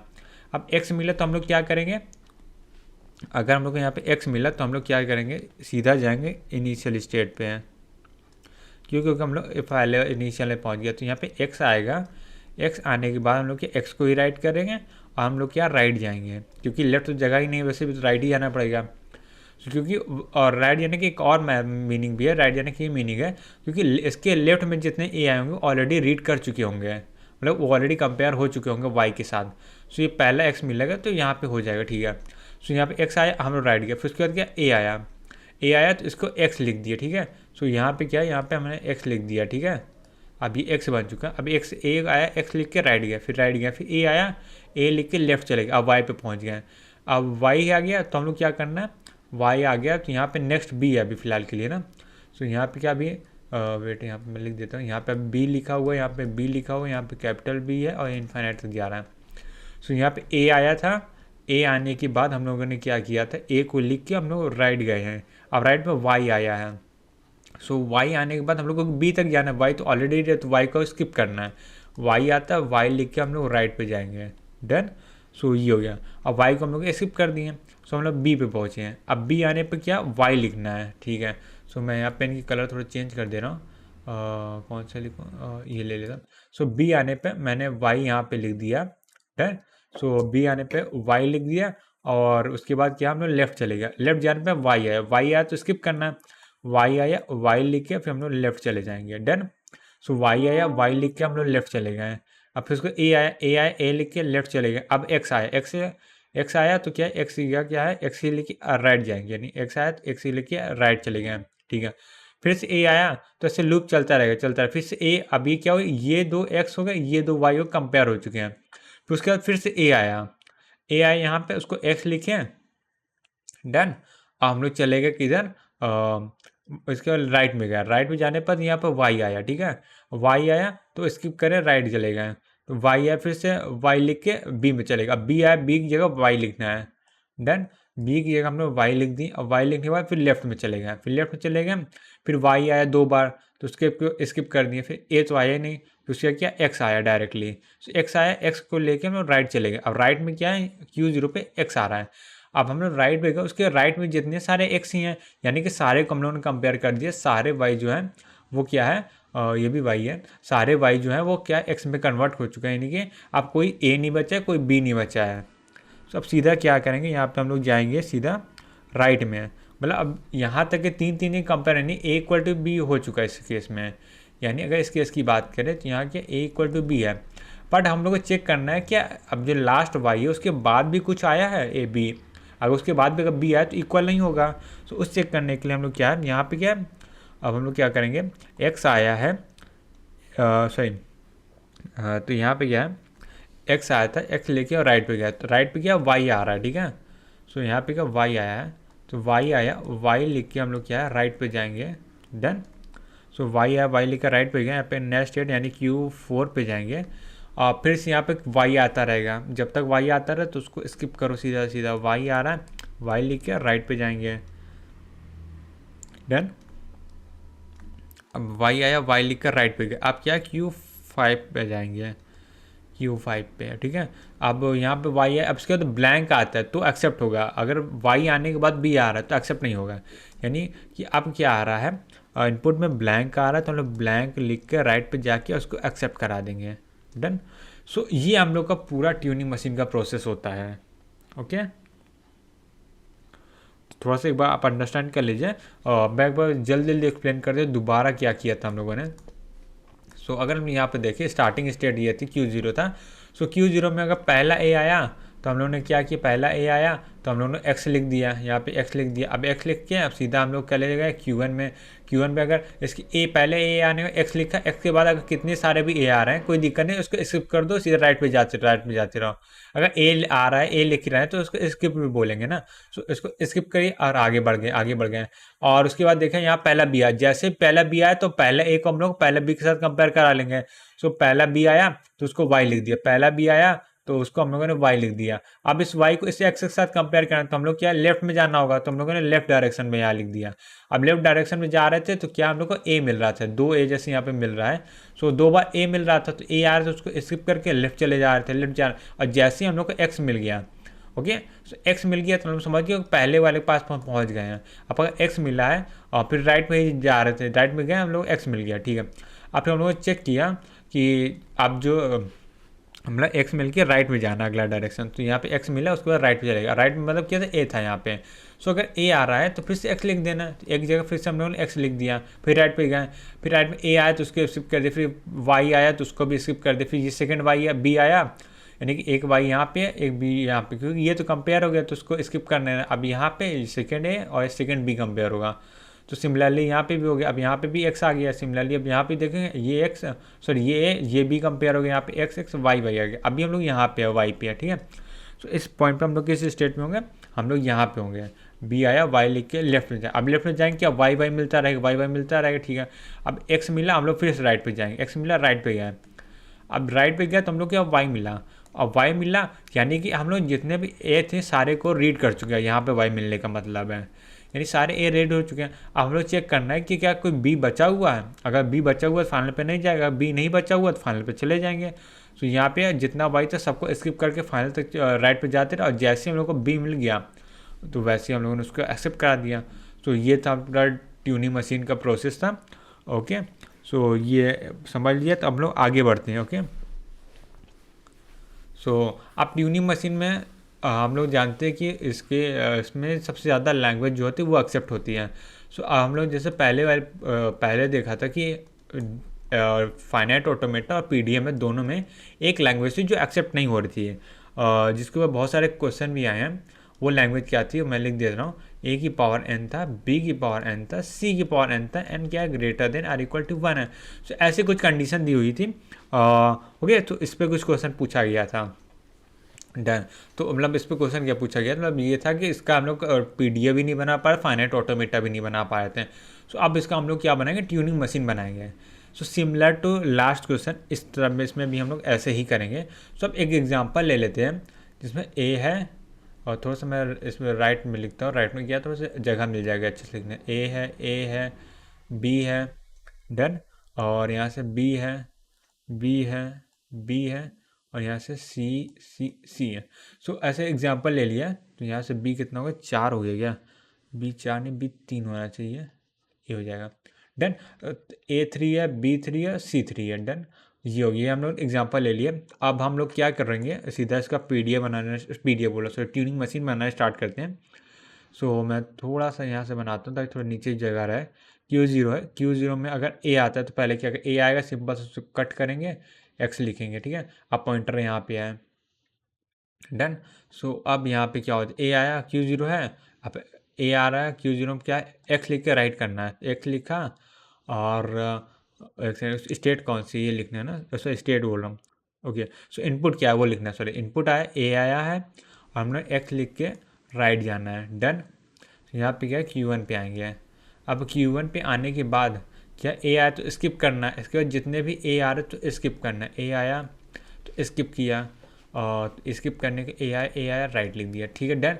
ए आ रहा है स्किप हो रहा है, ए आर स्किप हो रहा है, डन। तो इसमें कोई दिक्कत नहीं है।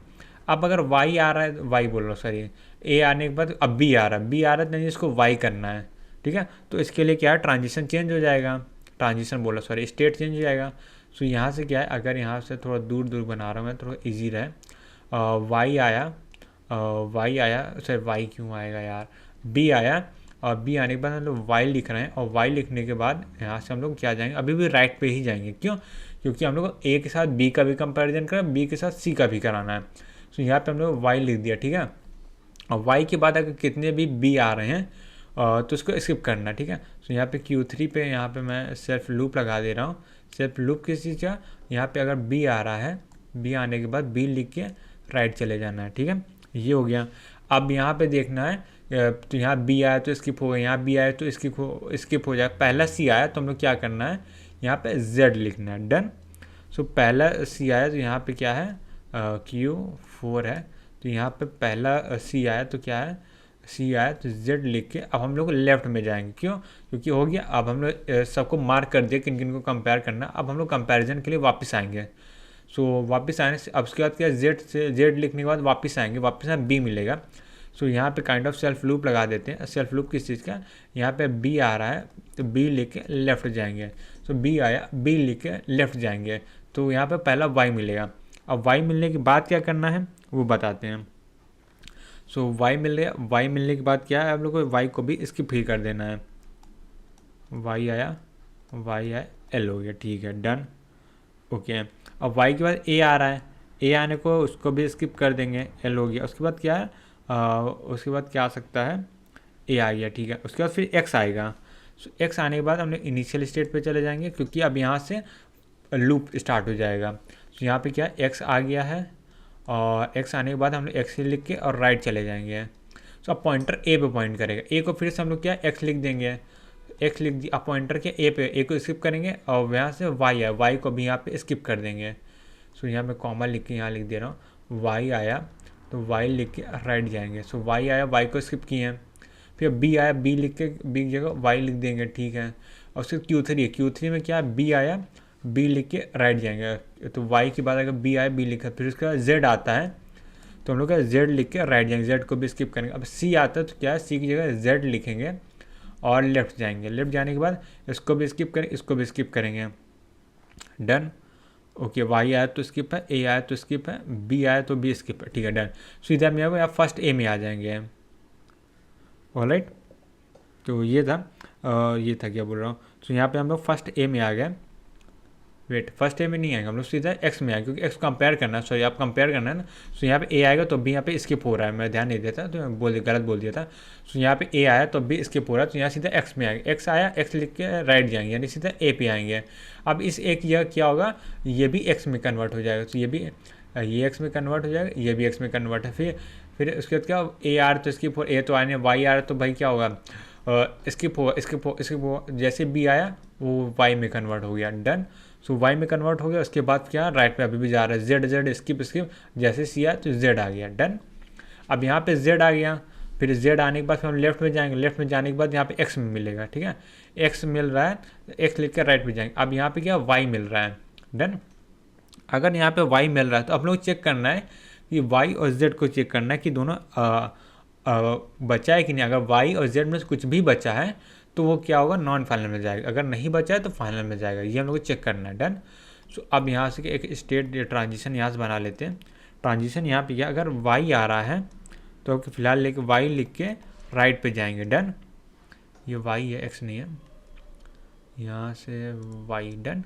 सो वाई आ रहा है, वाई लिख के हम लोग राइट पे जाएंगे। जैसे यहाँ पे पहला वाई आया तो वाई लिख के राइट पे गए। डन, ये हो जाएगा। अब यहाँ पे क्या, Q5 आ जाता है। Q5 में यहाँ पे अगर सेल्फ लूप लगा देंगे हम लोग, और उसके बाद कितने वाई है, सब स्किप होंगे।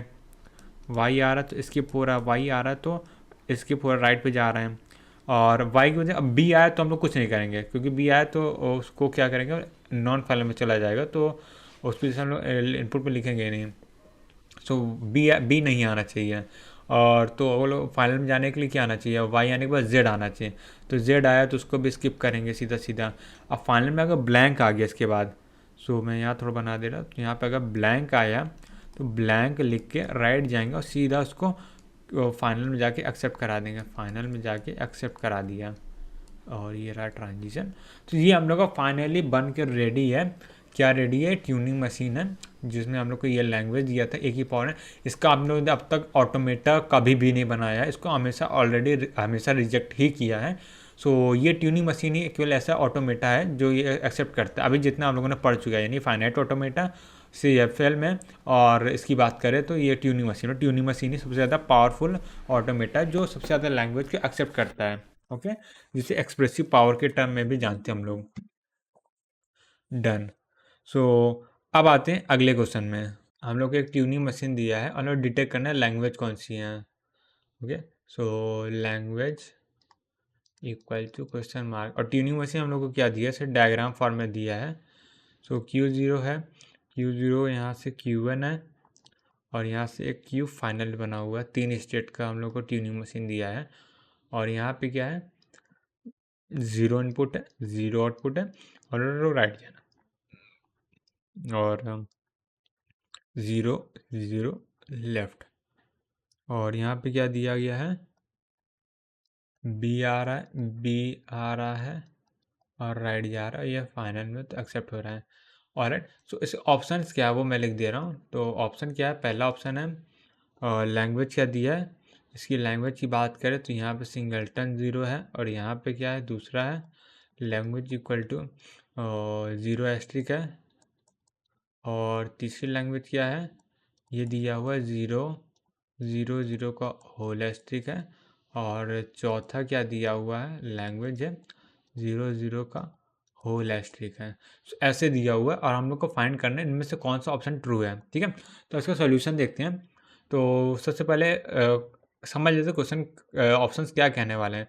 तो क्या केवल जनरेट करेगा सिंगल जीरो, जीरो के सारे कॉम्बिनेशन जनरेट करेगा, 0 लेंथ का, 1 लेंथ का, 2 लेंथ का, 3 लेंथ का। और एक ये ऑड लेंथ की बात कर रहे हैं, ऑड लेंथ 0 की बात हो रही है। ठीक है, और ये क्या, इवन लेंथ की बात हो रही है। तो इतना अंडरस्टैंडिंग हो गई है हम लोग के लैंग्वेज के बारे में। ठीक है, अब इसका स्ट्रिंग जनरेट करके चेक करते हैं कौन सी लैंग्वेज है। तो अगर हम लोग यहाँ पे देखिए, जो अगर जो Q0 इसमें क्या सिर्फ ज़ीरो आ सकता है। तो Q0 में अगर ज़ीरो आता है तो हम लोग क्या राइट पे जाएंगे, ठीक है। तो अगर जैसे यहाँ पे अगर टेप की बात करूँ तो ये टेप है, ये ज़ीरो आ रहा है ठीक इनिशियल में, तो हम लोग ज़ीरो लिख कर राइट पे जा रहे हैं, ठीक है। राइट पे, और राइट पे क्या बी आ सकता है और ज़ीरो आ सकता है। सो अगर बी आता है तो हम लोग क्या है फाइनल में एक्सेप्ट हो रहे हैं, सिंगल ज़ीरो आया, डन। अब इस पाथ को चेक करते, ठीक है। इस पाथ में क्या है, अगर ज़ीरो आ रहा है उसके बाद क्या ज़ीरो आ रहा है तो हम लोग लेफ्ट में जा रहे हैं, ठीक है। सो ज़ीरो आ रहा है तो हम लोग क्या राइट पे गए, और इसके बाद ज़ीरो आ रहा है तो हम लोग लेफ्ट में चले गए, फिर उसके बाद राइट पे चले गए, फिर लेफ्ट पे चले गए, फिर राइट पे चले गए, यही बार बार। तो ये इनफाइनाइट लूप चल रहा है, ठीक है। तो इनफाइनाइट लूप चल रहा है। तो इनफाइनाइट लूप का कुछ भी आउटपुट हम लोग बता नहीं सकते कि एक्सेप्ट होगा रिजेक्ट होगा, तो हम लोग उसको रिजेक्ट ही करते हैं। सो ये क्या सिंगलटन जीरो जनरेट कर रहा है, सिंगलटन जीरो, ऑप्शन ए सही है। जीरो एस्ट्रिक जनरेट नहीं कर रहा क्योंकि जीरो यहाँ पे एक से ज़्यादा हो ही नहीं सकता, जैसे एक से ज़्यादा जीरो होगा वो इनफाइनाइट लूप में जा रहा है। और ये ऑड लेंथ इवन लेंथ का मतलब ही नहीं, क्योंकि यहाँ पे एक से ज़्यादा जीरो ही नहीं हो सकता। तो यहाँ पे क्या है, पहला ऑप्शन सही है, ठीक है। और ऑड लेंथ मतलब इसमें क्यों नहीं हो सकता, क्योंकि यहाँ पे क्या 30 50 10 9 0 इस तरह के आएंगे, यहाँ पे क्या 2 के मल्टीपल्स आएंगे। सो ये दोनों ही ऑप्शन गलत है। सो 2 3 4 गलत है, 1 ऑप्शन सही है। ओके, सो ये हम लोग बेसिक अंडरस्टैंडिंग कर लिए ट्यूनिंग मशीन के, और कुछ क्वेश्चन भी कर लिए ट्यूनिंग मशीन के। तो अब आगे बढ़ते हैं। ओके, सो अब तक हम लोगों ने जो पढ़ा है, यानी कुछ एक इम्पॉर्टेंट पॉइंट है उसको मैं थोड़ा सा लिख देता हूँ। सो यहाँ से अगर यहाँ पे मैं बात करूँ कि ट्यूनिंग मशीन है, यहाँ पे ट्यूनिंग मशीन है, ट्यूनिंग मशीन, ठीक है। यहाँ पे अगर मैं ट्यूनिंग मशीन की बात करूँ, सो यहाँ से क्या कुछ इनपुट मिल रहा है इसको, ठीक है। इनपुट इनपुट मिलने के बाद क्या दो चीज़ें हो सकती हैं। पहली चीज़ क्या हो सकती है, हाल्ट हो सकता है ट्यूनिंग मशीन, यानी कहीं जाके रुक जाएगा, हाल्ट ट्यूनिंग मशीन हो सकता है, या तो क्या हो सकता है इनफाइनाइट लूप हो सकता है, ठीक है। ओके, सो यहाँ पे क्या मैं बोल सकता हूँ, या तो इसको हाल्ट हो जाएगा, या इसे हाल्ट बोल रहा हूँ, यहाँ पे लूप में चला जाएगा, ये हो सकता है। अब हाल्ट में भी दो चीज़ हो सकता है, ये क्या हो सकता है, एक्सेप्ट हो सकता है, एक्सेप्ट हो सकता है, और रिजेक्ट हो सकता है, ठीक है। सो ये चीज़ें पढ़ लिया हम लोगों ने। और इसे जो हम लोग बोलते हैं, क्या बोलते हैं, एक्सेप्ट और रिजेक्ट को जिसे बोलते हैं रिकर्सिव लैंग्वेज।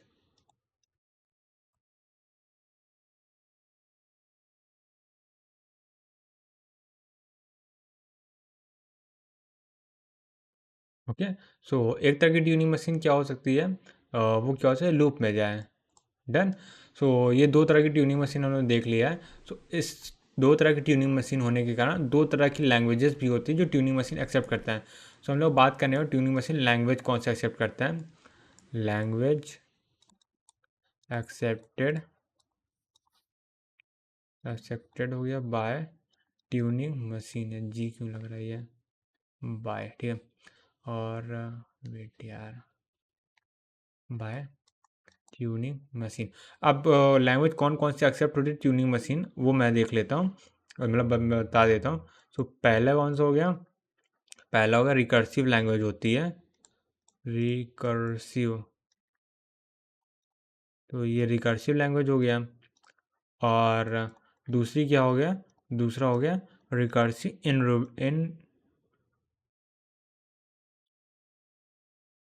गया। सो दूसरा क्या होगा, रिकर्सिव इन,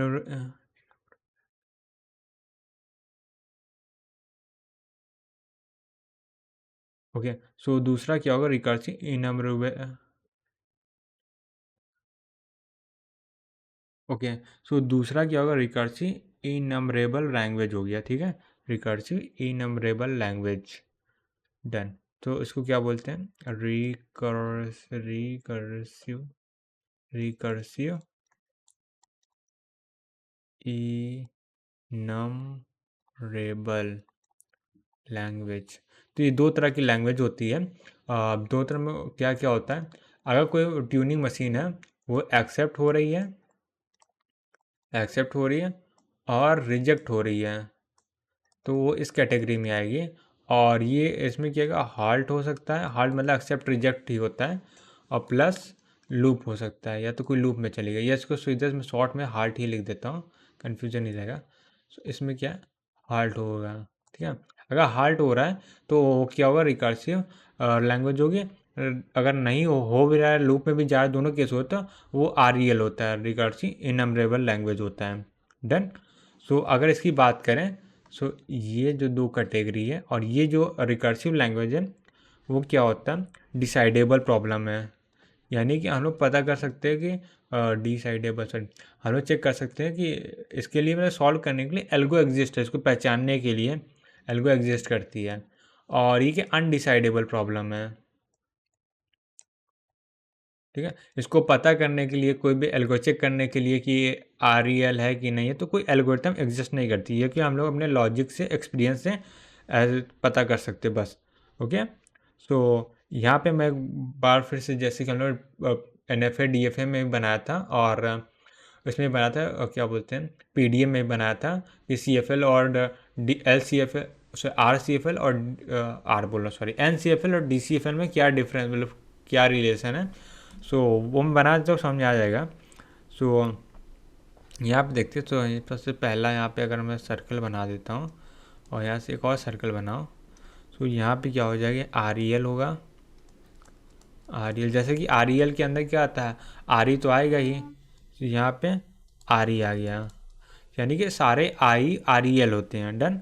सो डिफ़ॉल्ट की बात करें इसमें, जैसे कि हम लोग PDM में पढ़ा था, डिफ़ॉल्ट में कौन सा NPDM डिफ़ॉल्ट में हम लोग एज्यूम करते हैं, FAULT, डिफ़ॉल्ट की बात करें तो इसमें हम लोग क्या REL एज्यूम करेंगे। डन। अगर नहीं दिया तो REL। डन। तो ये हो गया। ओके। सो ये REL को जो है हम लोग टाइप 0 ही बोलते हैं, जो कि हम लोगों ने ऑलरेडी पढ़ चुका है चॉम्स्की हायरार्की में। तो जो ट्यूनिंग मशीन की जो लैंग्वेज होती थी वो REL होती है, RE जिसको बोलते हैं, और इसे टाइप 0 लैंग्वेज भी बोलते हैं, ठीक है। सो यहाँ मैं लिख देता हूँ, तो इसे टाइप 0 लैंग्वेज भी बोलते हैं। ओके। ओके। सो अगर यहाँ पे ध्यान से देखें, तो अगर कोई REL नहीं है तो न्यू ट्यूनिंग कोई ट्यूनिंग मशीन भी नहीं होगा। अगर कोई REL लैंग्वेज ही नहीं है तो इसका ट्यूनिंग मशीन भी नहीं होगा। तो यहाँ पे एक पॉइंट लिख देते हैं, नो REL है, अगर ऐसा है तो इसका मतलब new Turing machine, no Turing machine. Okay. So ये एक पॉइंट यहाँ पे है। तो ये कुछ छोटे छोटे पॉइंट है, उसको हम लोग बस जैसे दिमाग में रिमेंबर करने की ज़रूरत है, मतलब इतना कोई बहुत ज़्यादा अलग पॉइंट नहीं है जो हम लोग पता ना हो, ये जो हम लोग अंडरस्टैंड ना कर सकते, क्योंकि सामने दिख रहा है REL के अंदर RE आता है। अगर REL ही नहीं है तो ट्यूनिंग मशीन ही नहीं होगा वहाँ पे, सिंपल सा। तो वही चीज़ पॉइंट लेती है। और REL जो ट्यूनिंग मशीन की लैंग्वेज होती है उसे ग्रामर में टाइप 0 ग्रामर बोलते हैं, ठीक है। तो आगे बढ़ते हैं अब। ये आगे बढ़ने से पहले एक और बात मैं बोल देता हूँ, जैसे कि हम लोग को पता है वो क्या होता है, ये अनडिसाइडेबल होता है। अनडिसाइडेबल क्यों होता है, क्योंकि यहाँ पे सेमी डेटा प्रेजेंट होता है, सेमी डेटा, यानी कि आधी जानकारी हम लोग को मिली रहती है ना।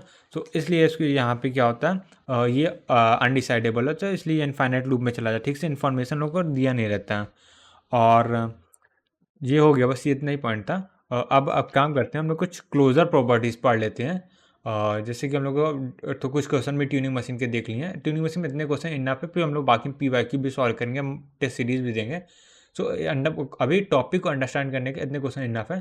सो आप क्या करते हैं, यहाँ पे हम लोग कुछ क्लोजर प्रॉपर्टीज़ आप देख लेते हैं, जिसकी जिसकी क्या बोलते हैं, ट्यूनिंग मशीन की है। ऑलराइट। सो अब आगे बढ़ते हैं। अब पढ़ते हैं closure properties of tuning machine language. और मैंने इसमें क्या किया है, सारे जितने भी हम लोगों ने लैंग्वेजेस पढ़े हैं उन सभी को एक चार्ट में कन्वर्ट कर दिया है, कंसाइज कर दिया है, ठीक है। सो जैसे कि हम लोग देख सकते हैं कि ये चार्ट से एक क्वेश्चन जरूर आएगा। वेट, यहाँ से मिनिमम वन क्वेश्चन तो मस्ट है, वन क्वेश्चन मस्ट है, ठीक है। जैसे मैंने पहले ही बोला था कि इस चार्ट से एक क्वेश्चन डायरेक्टली आता है, कि कैसे क्या कोई दो लैंग्वेज को इंटरसेक्शन कैसा है, डिफरेंस कैसा है, कि क्लोजर ऑफ प्रॉपर्टीज़ पूछ लेगा कि इसका क्लोजर निकालें, क्लीन क्लोजर, पॉजिटिव क्लोजर, तो क्या होगा, ठीक है। सो यहाँ पे जैसे देखा, रेगुलर क्या है, सभी में यस होता है, सभी में क्लोज होता है, खाली सबसेट ऑपरेशन में नहीं होता। इसके अलावा दो ऑपरेशन हम लोगों ने और पढ़े थे जिसमें क्लोज नहीं होता। कौन कौन से दो ऑपरेशन थे वो थोड़ा सा आप याद कर सकते हैं। वो दो थे, इनफाइनाइट यूनियन, इनफाइनाइट इंटरसेक्शन। उसके अलावा सब में से रेगुलर ऑपरेशन क्लोज होता है, ठीक है। अब हम लोग को यहाँ पे ये नहीं पढ़ना है, क्या बोलते हैं, CSL नहीं पढ़ना है, ये हम लोग का पार्ट नहीं है। CSL वाला पार्ट यहाँ से थोड़ा रुक जाओ, CSL वाला पार्ट हम लोग को नहीं पढ़ना है। वेट मैं काम करता हूँ, कलर थोड़ा चेंज कर देता हूँ। डन। तो हम लोग को CSL वाला पार्ट नहीं पढ़ना है, ये सब बिल्कुल भी हम लोग को ये सब बिल्कुल भी नहीं पढ़ना है, ठीक है। वैसे गंदा नहीं कर रहा हूँ, तो यहाँ पे मैं क्लोज लगा दिया। अब जैसे देख सकते हैं यूनियन की, मैं फिलहाल मेनली दो ऑपरेशन की बात करूँगा, ठीक है। तो अगर यूनियन की बात करें तो यूनियन में दोनों क्लोज है, इंटरसेक्शन में क्लोज है, सेट डिफरेंस क्या है, REL जो है वो क्लोज नहीं है, रिकर्सिव लैंग्वेज क्लोज है, ठीक है। ये हो गया। फिर इंटरसेक्शन विथ रेगुलर लैंग्वेज है, रेगुलर लैंग्वेज से इंटरसेक्शन करते हैं सो क्लोज है, इसमें भी close. Union with regular language वो भी क्लोज है। और उसके बाद अगर राइट डिफरेंस विथ यानी रेगुलर -L करते हैं, सो यहाँ पे क्या REC तो क्लोज है, बट क्या RE क्लोज नहीं है। इसको क्वेश्चन के थ्रू आप लोग को याद करना होगा। सो मैं जैसे बता दूँ कि हाँ कहानी वहाँ जैसे होमोमॉर्फिज्म है, वहाँ पे क्लोज नहीं है RC, बल्कि RE क्लोज है। RE मेजॉरिटी सब में क्लोज है, कुछ जगह नहीं है। और जैसे सब्स्टिट्यूशन में नहीं है, जैसे सबसेट ऑपरेशन में तो कोई भी क्लोज नहीं है, ये आप ध्यान से देखें तो, ओके। और कुछ में सब जैसे यूनियन में है वो सभी क्लोज हैं। और रेगुलर लैंग्वेज से डिफरेंस निकाल रहे हैं तो उसमें भी है क्लोज हैं। ये सब कुछ जैसे प्रॉपर्टीज़ है वो ध्यान रखना है। स्टार्टिंग के 4-5 इंपॉर्टेंट है मेनली, बट क्वेश्चन सारे से आ सकते हैं, पर 4-5 मेन इंपॉर्टेंट, जैसे ये इंपॉर्टेंट हो गया, ये इंपॉर्टेंट हो गया, ये इंपॉर्टेंट हो गया। और योग इसके बाद क्या है, कॉन्कैटिनेशन इंपॉर्टेंट है। बस इतने सारे कुछ 3-4 चीज़ ही प्रॉपर यूनियन विद रेगुलर मान सकते हैं, इंटरसेक्शन मान सकते हैं, कॉम्प्लीमेंट देख लेते हैं। बस इतने 4-5 चीज़ हैं जो हम लोग को एग्जैक्टली याद होने की ज़रूरत, ठीक है। तो ये कुछ प्रॉपर्टीज़ थी। अब आगे बढ़ते हैं। तो हम लोगों ने प्रॉपर्टी तो देख लिया, अब प्रॉपर्टी को कैसे अप्लाई करना उसके लिए हम क्वेश्चन लगा के देख लेते हैं। सो पहला क्वेश्चन ले लेते हैं। सो इस क्वेश्चन में हम लोग क्या कहा जा रहा है, ये क्वेश्चन है। क्वेश्चन में हम लोग को दिया गया एक L1 है, इफ़ L1 हम लोग को दिया गया है रेगुलर लैंग्वेज, ठीक है। एंड और क्या दिया, L2 एंड L3 ये दिया गया है, वो REL है, ठीक है। REL दिया गया है, बट ये दोनों REL है, बट वेट, अब यहाँ बट पे क्या पूछा, but not recursive, okay not. So L1 and L2 L3 के REL है, बट रिकर्सिव लैंग्वेज नहीं है। रिकर्सिव पूरा लिख देता हूँ, ना रिकर्सिव लैंग्वेज, तो यहाँ पे भी मैं रेगुलर वो लिख देता हूँ, रेगुलर, ठीक है। सो L1 क्या है, रेगुलर है, L2 L3 की REL है एंड रिकर्सिव लैंग्वेज नहीं है, ठीक है। ये समझ आ गया। तो अब हम लोग को पूछा गया है कि इनमें से कौन से ट्रू और कौन सा फॉल्स है। तो पहला ऑप्शन दिया गया है, पहला क्या ऑप्शन है जिसमें है L2 -L1 है, और ये क्या हो जाएगा, दूसरा क्या हो जाएगा, L1 -L2 है, ये दूसरा होगा। तीसरा का अगर ध्यान से देखें तो L1 -L क्या हो जाएगा, 2 हो जाएगा। L1 -L2 सेम, ऐसे L1 इंटरसेक्शन हो जाएगा इस बार, L1 इंटरसेक्शन L3 ये दिया। और चौथा दिया गया है, चौथा क्या दिया है, L2 -L3। अभी पूछा गया इनमें से कौन सा ट्रू है कि नहीं। अब इसका ये पहला ऑप्शन क्या दिया, ये क्या है, REL है, ये दिया गया क्वेश्चन में पूछा गया है। ये मैं इसको इक्वल कर देता हूँ, ये REL है, ये क्या है, ये भी REL है, ये भी REL है, ये भी REL। तो ये पूछा इनमें से कौन सा ऑप्शन ट्रू है, कौन सा फॉल्स है। तो इसका सोल्यूशन देखते हैं। तो यहाँ पे L2 -L1 दिया गया है, तो L1 क्या है, रेगुलर है। सो अगर इसको देखें तो इसको हमने एक और तरीके से लिख सकते हैं, L2 L2 क्या है, एक सेकेंड, L2 इसको हम क्या लिख सकते हैं, L2 इंटरसेक्शन L2 इंटरसेक्शन में क्या लिख रहा हूँ, सॉरी डन नहीं, ठीक है। तो इसको मैं क्या लिख सकता हूँ, L2 इंटरसेक्शन L1 का कॉम्प्लीमेंट, इसको ऐसे लिख सकता हूँ, यानी L2 में से L1 को रिमूव करना है। सो L2 का इंटरसेक्शन क्या कर लेते हैं, वो क्या बोलते हैं, L1 के कॉम्प्लीमेंट से हो जाएगा, क्योंकि L1 माइनस है तो उसका कॉम्प्लीमेंट होगा, इंटरसेक्शन होगा। इसको ऐसे भी लिख सकते हैं, तो ये प्रॉपर्टी होती है। तो खैर इसको ज़रूरत नहीं है, तो मैं ऐसे बता रहा। तो ये सब क्या टेबल देख के हम लोग बता सकते हैं। सो इनमें से मैं आंसर बता देता हूँ कि ये वाला क्या रेगुलर है, बोले सॉरी रेगुलर बोल रहा है, ये ट्रू है और ये फॉल्स है, ये ट्रू है, ये ट्रू है। डन, ये ट्रू है, ये ट्रू है। सो थर्ड वाला सेकंड वाला फॉल्स है, बाकी सब सही है। सो अब हम लोग क्या करते हैं, एक टेबल देखते हैं अनडिसाइडेबिलिटी और डिसाइडेबिलिटी के ऊपर। ओके ऑलराइट, सो अब हम लोग पढ़ेंगे अनडिसाइडेबिलिटी और डिसाइडेबिलिटी ऑफ एनी लैंग्वेजेस। ठीक है, सो यहाँ पे हम लोग पढ़ रहे हैं डिसाइडेबिलिटी।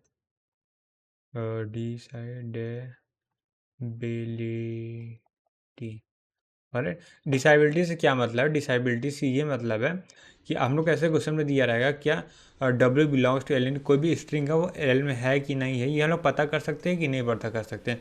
सो इस चीज़ के लिए जैसे कोई भी पूछ सकते हैं कोई भी लैंग्वेज फाई है कि नहीं है, और तो इस तरह क्वेश्चन पूछ सकते हैं। तो हम लोग क्या टेबल हम लोग को पता है, तो हम लोग क्लियरली बोल सकते हैं कि हम लोग जैसे हम लोग को रेगुलर लैंग्वेज दिया, ठीक है, और क्वेश्चन में दे दिया है कि एल फाई है, तो हमने यहाँ बता अनडिसाइडेबल है, नहीं हम लोग बता ही नहीं सकते हैं। सो क्लियरली इस टेबल को याद करने से हम लोग क्या क्वेश्चन का आंसर बहुत जल्दी दे सकेंगे। तो ये टेबल बहुत ज़्यादा हेल्प करती है और इससे भी जनरली क्वेश्चन आते हैं। सो अब जैसे देख लेते हैं क्या क्या है। तो पहला क्वेश्चन क्या है, डब्ल्यू बिलोंग्स टू एल है, यानी कोई भी स्ट्रिंग हो एल में है कि नहीं, यानी मेंबरशिप प्रॉब्लम है। तो रेगुलर लैंग्वेज एक minute, okay I am okay ना। तो अगर रेगुलर लैंग्वेज को देखें तो क्या सब डिसाइडेबल है, सब कुछ बता सकते हैं, एम्प्टी है, फाइनाइट है, दो लैंग्वेज इक्वल है, दो इंटरसेक्शन फाई है, ये सब रेगुलर लैंग्वेज देख के बता सकते हैं। ठीक है, और अगर बात करें DCFL की, यानी कि DCFL मतलब जो हम लोग PDA DPDA जो बना रहे थे उसका, उसमें अनडिसाइडेबल कौन से मेन को 4 याद करना है, स्टार्टिंग के 4-5 याद करना है, बाकी सब ऑलरेडी उससे बन जाएंगे। ठीक है, डन डन। अब देखते हैं यहाँ पे क्या है। क्वेश्चन नंबर 4 है, L1 इक्वल टू L2 दिया है, इक्विवेलेंट प्रॉब्लम जिससे बोलते हैं, दो इक्वल है कि नहीं। DCFL में लोग डिफाइन नहीं कर पाए, खाली हम लोग अब ये रेगुलर लैंग्वेज है तो उसी में डिफाइन करें। तो इसलिए आप प्रीवियस ईयर क्वेश्चन देखेंगे सिर्फ रेगुलर लैंग्वेज की प्रॉब्लम में ही एक आती है कि दो लैंग्वेज इक्वल है कि नहीं। DCFL में जनरली नहीं पूछते हैं, और या फिर कभी कभी डायरेक्टली पूछ सकते हैं कौन सी चीज़ डिसाइडेबल है कौन सी अनडिसाइडेबल। सो ये टेबल याद रखनी चाहिए। सो मेजॉरिटी ऑफ अनडिसाइडेबल ही है, और जैसे देखेंगे रेगुलर लैंग्वेज छोड़ के मेजॉरिटी ऑफ अनडिसाइडेबल, जैसे CFL की बात करें सो खाली स्टार्टिंग के 3 है वो डिसाइडेबल है, बाकी सब अनडिसाइडेबल है। और यहाँ की बात करें CSL तो हम लोग के कोर्स में ही नहीं है, तो उसको हटा देते हैं। और यहाँ से रेगुलर लैंग्वेज की बात करें, रेगुलर लैंग्वेज में भी सॉरी रेगुलर लैंग्वेज में बोला, रिकर्सिव लैंग्वेज की बात करें, रिकर्सिव लैंग्वेज में भी खाली फर्स्ट यानी कि कोई भी जो स्ट्रिंग दिया गया वो लैंग्वेज में है कि नहीं वो है, और कॉम्प्लीमेंट की बात कर रहे हैं वो डिसाइडेबल है, क्योंकि हम लोगों ने जैसे देखा भी था कि ट्यूनिंग मशीन में ये बनाना पॉसिबल है। ओके, फिर उसके बाद REL पढ़ेंगे, REL में कुछ भी अनडिसाइडेबल नहीं है, मतलब कुछ भी डिसाइडेबल है। क्यों? क्योंकि यहाँ पे एम्बिग्यूटी का है। एम्बिग्यूटी क्या होती है, जिसमें क्या होता है हम लोग कोई भी वो जो लैंग्वेज जनरेट होती है क्या लैंग्वेज जनरेट होती है वो लोग बता नहीं सकते, मतलब बता उसमें क्या है एक से ज़्यादा वो ट्री बन जाते हैं ना पास्ट ट्री, तो एम्बिगुअस ग्रामर हो जाती है। तो एम्बिगुअस ग्रामर की वजह से वहाँ पे कोई भी एल्गोरिथम एग्जिस्ट नहीं करती उसको सॉल्व करने, अनडिसाइडेबल प्रॉब्लम है।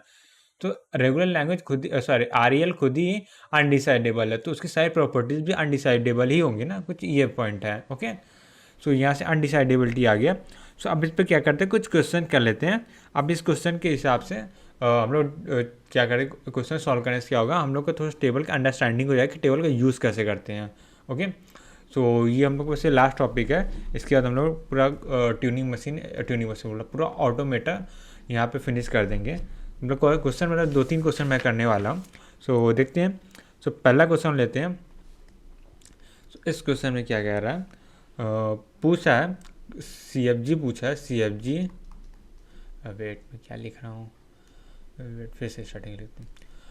ओके, सो इस क्वेश्चन में हम लोग को पूछा गया है कि CFG इज क्लोज्ड अंडर पहला यूनियन, दूसरा इंटरसेक्शन। ठीक है, ये पूछा गया है। तो इसकी बात करें टेबल देखेंगे तो सी एफ जी हम लोग ऑलरेडी जानते हैं यूनियन में क्लोज होती है, इंटरसेक्शन में क्लोज नहीं होती। ठीक है, ये हो गया। अब अगला क्वेश्चन देखते हैं। अगला क्वेश्चन हम लोग को दिया गया है इफ़ L1 एंड L2 क्या है, सी एफ एल है, यानी दो सी एफ एल लैंग्वेज हम लोग को दिया गया है। एंड यहाँ पे और भी दिया गया है, आर क्या है, रेगुलर है, रेगुलर। ओके, सो यहाँ पे सी एफ एल और रेगुलर दिया गया और पूछा क्या गया है, L1 डॉट L2 पूछा गया है, ये पहला है। दूसरे की बात करें तो यहाँ पे L1 इंटरसेक्शन L2 पूछा गया है। और तीसरे की बात करें तो L1 इंटरसेक्शन R की बात पूछा गया है। और तीसरा हो गया। चौथे की बात करें तो चौथे में पूछा गया है, चौथे में क्या है, L1 इंटरसेक्शन L2 हो गया, L1 यूनियन L2 पूछा गया। डन। सो इसको सॉल्व करते हैं। सो अगर यहाँ पे हम ध्यान से देखें, सो पहले जो हम लोग पता है, जैसे L1 इंटरसेक्शन L2 इसकी बात करें, इंटरसेक्शन नहीं होता है कभी दो सी एफ एल का इंटरसेक्शन। यूनियन की बात है, आर क्या, आर भी तो एक सी एफ एल ही है। सो दो सी एफ एल का अगर इंटरसेक्शन करेंगे तो सी एफ एल ही आएगा, मतलब ये होता ही होता है, C F L intersection regular language. और यूनियन भी करेंगे, यूनियन भी क्लोज होता है। अब आते हैं कॉनकैटिनेशन। कॉनकैटिनेशन की अगर टेबल देखते हैं, सो ये टेबल देखना हम लोग को। अगर यहाँ पे देखें कॉनकैटिनेशन की यहाँ बात करें, कहाँ गया कॉनकैटिनेशन, कॉम्प्लीमेंट, ये कॉनकैटिनेशन की बात करें और सी एफ एल में आते हैं तो क्लोज होता है, यस, नहीं क्लोज है। सो यहाँ पे क्लोज है, सो क्लोज में क्या है, ट्रू हो जाएगा। डन। सो सेकेंड ऑप्शन गलत था, बाकी सब सही था। डन, आगे बढ़ते हैं। ऑलराइट, सो अब इस क्वेश्चन में क्या दिया गया, इस क्वेश्चन हम लोग को दिया गया है if R1 and R2 are regular. ठीक है, if R1 and R2 regular है तो हम लोग पहला पूछा गया है R1 इंटरसेक्शन R2 क्या होगा। दूसरा पूछा गया है R1 यूनियन R2 क्या होगा।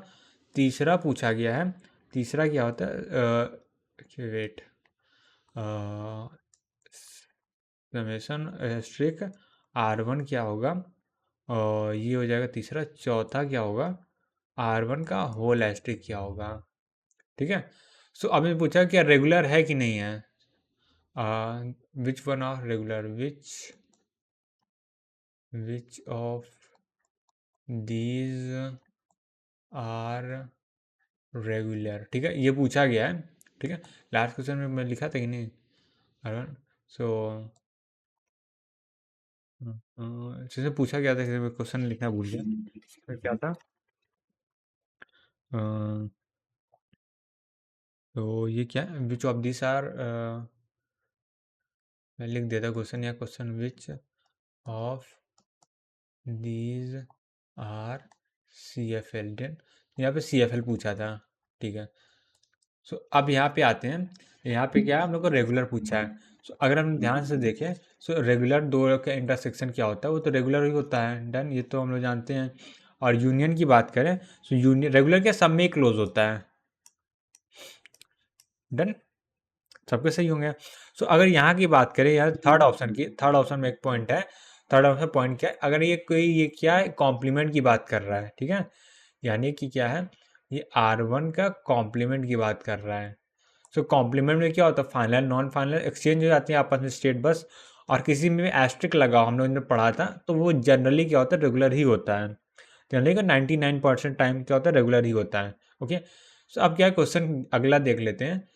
ओके, सो अगला क्वेश्चन हम लोग को क्या कह रहा है, और ये क्वेश्चन इस सीरीज का लास्ट क्वेश्चन होने वाला है। मतलब इस क्वेश्चन के साथ हम लोग क्या करेंगे, हम टीओसी को एंड करेंगे। L1 इक्वल टू ए की पावर n है, n क्या है, greater than or equal to 0 है, ये हो गया। और L2 की बात कहा गया है, ये L1 के लिए है। वेट, या मैं इसको सर्कल क्यों बना रहा हूँ। सो ये क्या है, L1 के लिए है, कॉमा L2 की बात किया गया है। L2 क्या, b की पावर n है, n क्या है, greater than or equal to 0 है। इस तरह के क्वेश्चन हम लोगों ने किया था, उसमें सेम ही क्वेश्चन था कि शायद थोड़ा सिमिलर था, मेरे को याद नहीं एग्जैक्टली। और जब हम लोग फाइनाइट ऑटोमेटा पढ़ रहे थे, सो L1 और हम लोग को डॉट L2 दिया गया है।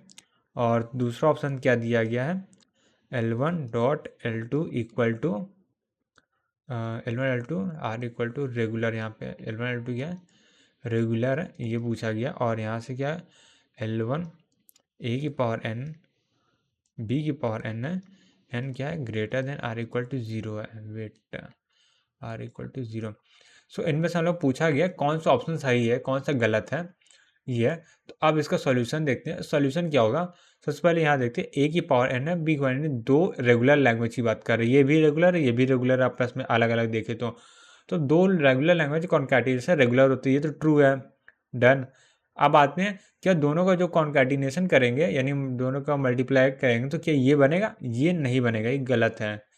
क्यों नहीं बनेगा, ये बनेगा ए की पावर एन है, बी क्या होगा वो एक नया वेरिएबल लेगा, क्यों, क्योंकि इस वाले एन में कोई रिलेशन नहीं है, दोनों ही लोकली है, यानी एक तरह से ये एन है इस ए के लिए बना है, ये एन इस बी के लिए बना है, इस एन ये बी को नहीं जाता, ये एन इस बी को नहीं जाता, तो हम लोग क्या नया वेरिएबल बना लेते हैं, n b greater than or equal to zero, से ये ट्रू होगा, ये ट्रू होगा, ये फॉल्स है, डन।